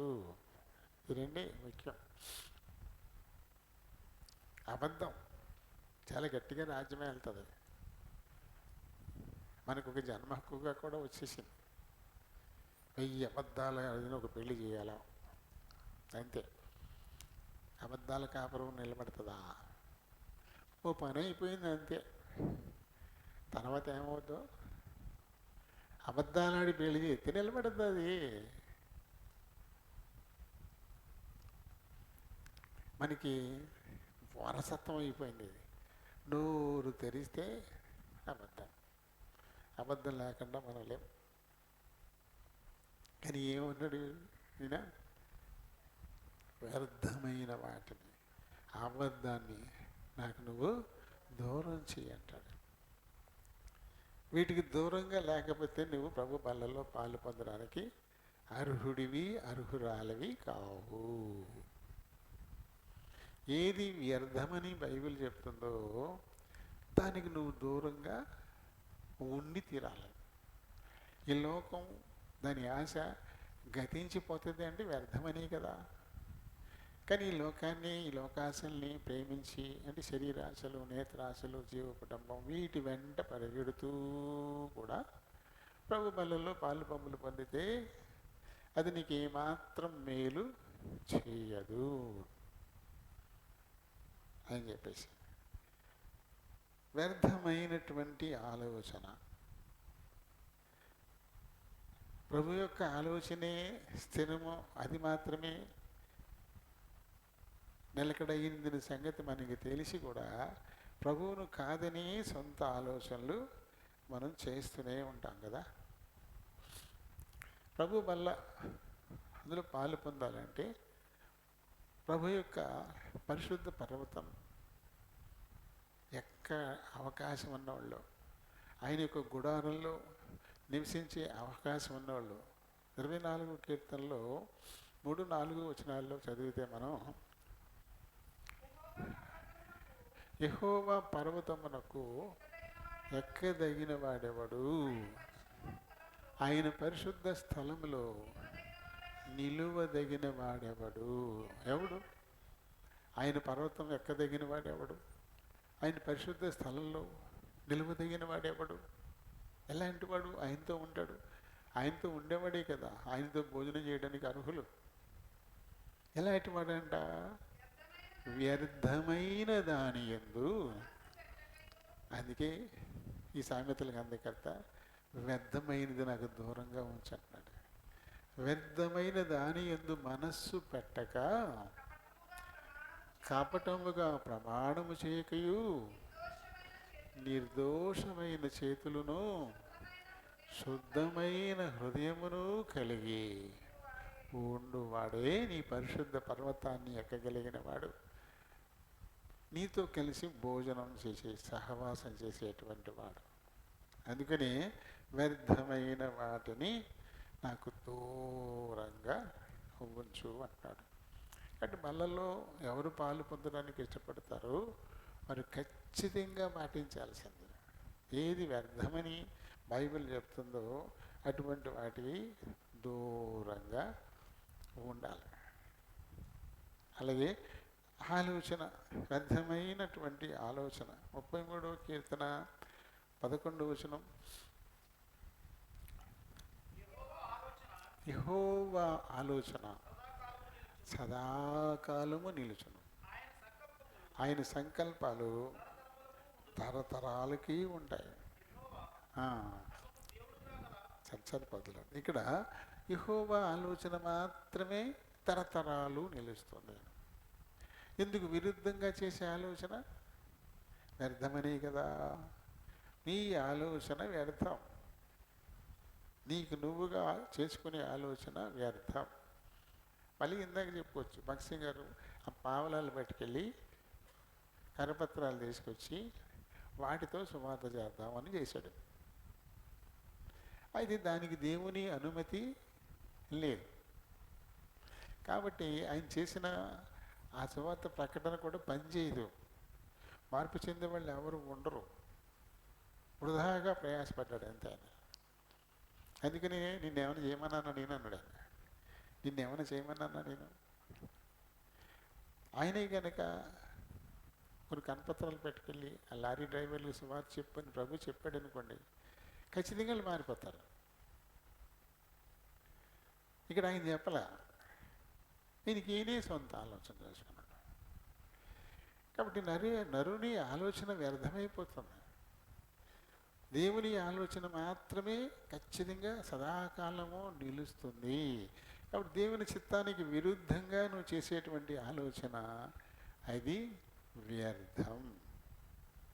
దేవుడు లేకుండా ఇలా వ్యర్థంగా మనం ఆలోచన చేయకూడదు. అదే 32వ కీర్తన 8వ వచనంలో, నీ దేవుడైన యెహోవానగు నేనే నీ మీద దృష్టి పెట్టి నీకు నేను ఆలోచన చెప్తాను అని ప్రభువే చెప్పాడు. ఎందుకంటే సదాకాలము నిలిచి ఉండేటువంటి దేవుని నుండి మనం ఆలోచన పొందదగినటువంటి వారం. కాబట్టి ఇక్కడ బలలో పాలు పొందడానికి కూడా సంసిద్ధత ప్రభు నుంచే మనకి దొరకాలి. మన ఆలోచనలు మనం నియంత్రించుకోవాలి. ఇలోక సంబంధమైన ఆలోచనలు వెంబడి వెళ్ళిపోతూ బలలో కూడా పాలు పొందితే ఈ చేతులతోటి అన్ని పనికిమాలిన పనులు చేసి ఈ చేతులతోటి ఈ పనులు కూడా చేస్తే అది చేసేవాళ్ళకి మేలుకరం కాదు. మీలో అనేకులు రోగులు బలహీనులు అవుతున్నారు, చాలామంది చనిపోతున్నారని పౌలు భక్తుడు చెప్తున్నాడు కదా. అందుకని వ్యర్థమైన వాటి యందు మనసు పెట్టకుండా మనం ఉండగలిగినప్పుడే, ఏది ప్రభు వ్యర్థమని చెప్తున్నాడు, ఇంకా ఒకవేళ దాని వెంబడి మనం ఇంకా పరిగెడుతూ ఉంటే, దానిని గురించే ఇంకా మీ ఆలోచనలు మెదులుతూ ఉంటే ప్రభు బలలో పాలు పొందడం శ్రేయస్కరం కాదు. ఈ సామెతలు ఈ అధ్యాయం రాసినటువంటి ఆయన ఆయన ఆయన సొలొమోను కాదు, ఆయన సొలొమోను కాదు చెప్పింది, ఇంకొక ఆయన చెప్పాడు ఈ మాటలు. తెలియ ఇంకొక ఆయన సొలొమోను కాదు, ఇంకొక ఆయన చెప్పాడు. ఏమంటాడు ఆయన? అది మనం పాటించాలి ఖచ్చితంగా, మనందరం పాటించాల్సింది అది. ఆయన వ్యర్థమైన దానిని అబద్ధాన్ని నాకు దూరంగా ఉంచు అని చెప్పేసి, ఇంకా తర్వాత ఏమన్నాడు? ఐశ్వర్యం ఇవ్వద్దు నాకు, పేదరికం అయిపోద్దు నాకు. రెండు వద్దు. ఈ భూమి మీద ఉన్నంతకాలం నేను బతకాలి కాబట్టి అవసరమైనంత చాలు నాకు. దినాలు గడుపుకోవడానికి అవసరమైనంత చాలు. ఐశ్వర్యం వద్దు, పేదరికం వద్దు. మంచి కోరికే కదా. అది కూడా కారణం చెప్పాడు. పేదరికం వచ్చిందనుకో కడుపు నిండుక నిన్ను దూషిస్తానేమో, ఆకలేసి నేను దూషిస్తానేమో. అందుకని అలాంటి వద్దు. ఒక ఐశ్వర్యం వచ్చేసిందనుకో నువ్వెవడం అంటానేమో. బాబోయ్ వద్దు నాకు. ఐశ్వర్యం వద్దు, పేదరికం వద్దు. నా వల్ల నీ నామానికి ఘనత రావాలి, అందుకు తగిన విధంగా నాకు అనుగ్రహించమని రెండు కోరికలే కోరాడు. ఒకటి, వ్యర్థమైన వాటిని అబద్ధాన్ని నాకు దూరంగా ఉంచు. నేను చచ్చిపోయే లోపల ఈ రెండు నాకు ఇయ్యి. ఐశ్వర్యనైనా పేదరికనైనా నాకు ఇవ్వద్దు. నేను చచ్చే లోపల ఈ రెండు నాకు ఇమ్మని. ఎంత ఉత్తమమైన కోరికలు అవి. ఇలాంటి కోరిక కలిగిన వారు వాళ్ళలో పాలు పొందే అర్హత గలవారు. ఇందుకు భిన్నంగా ఆలోచన ఉంటే, మన క్రియలు ఉంటే ఆయన వల్ల మనకి కీడే తప్ప మేలు కాదు. కాబట్టి జాగ్రత్తగా ఆలోచించుకొని తగిన యోగ్యతతో పాలు పొందుదాం. దేవుడి మాటల్ని దీవించునుగాక.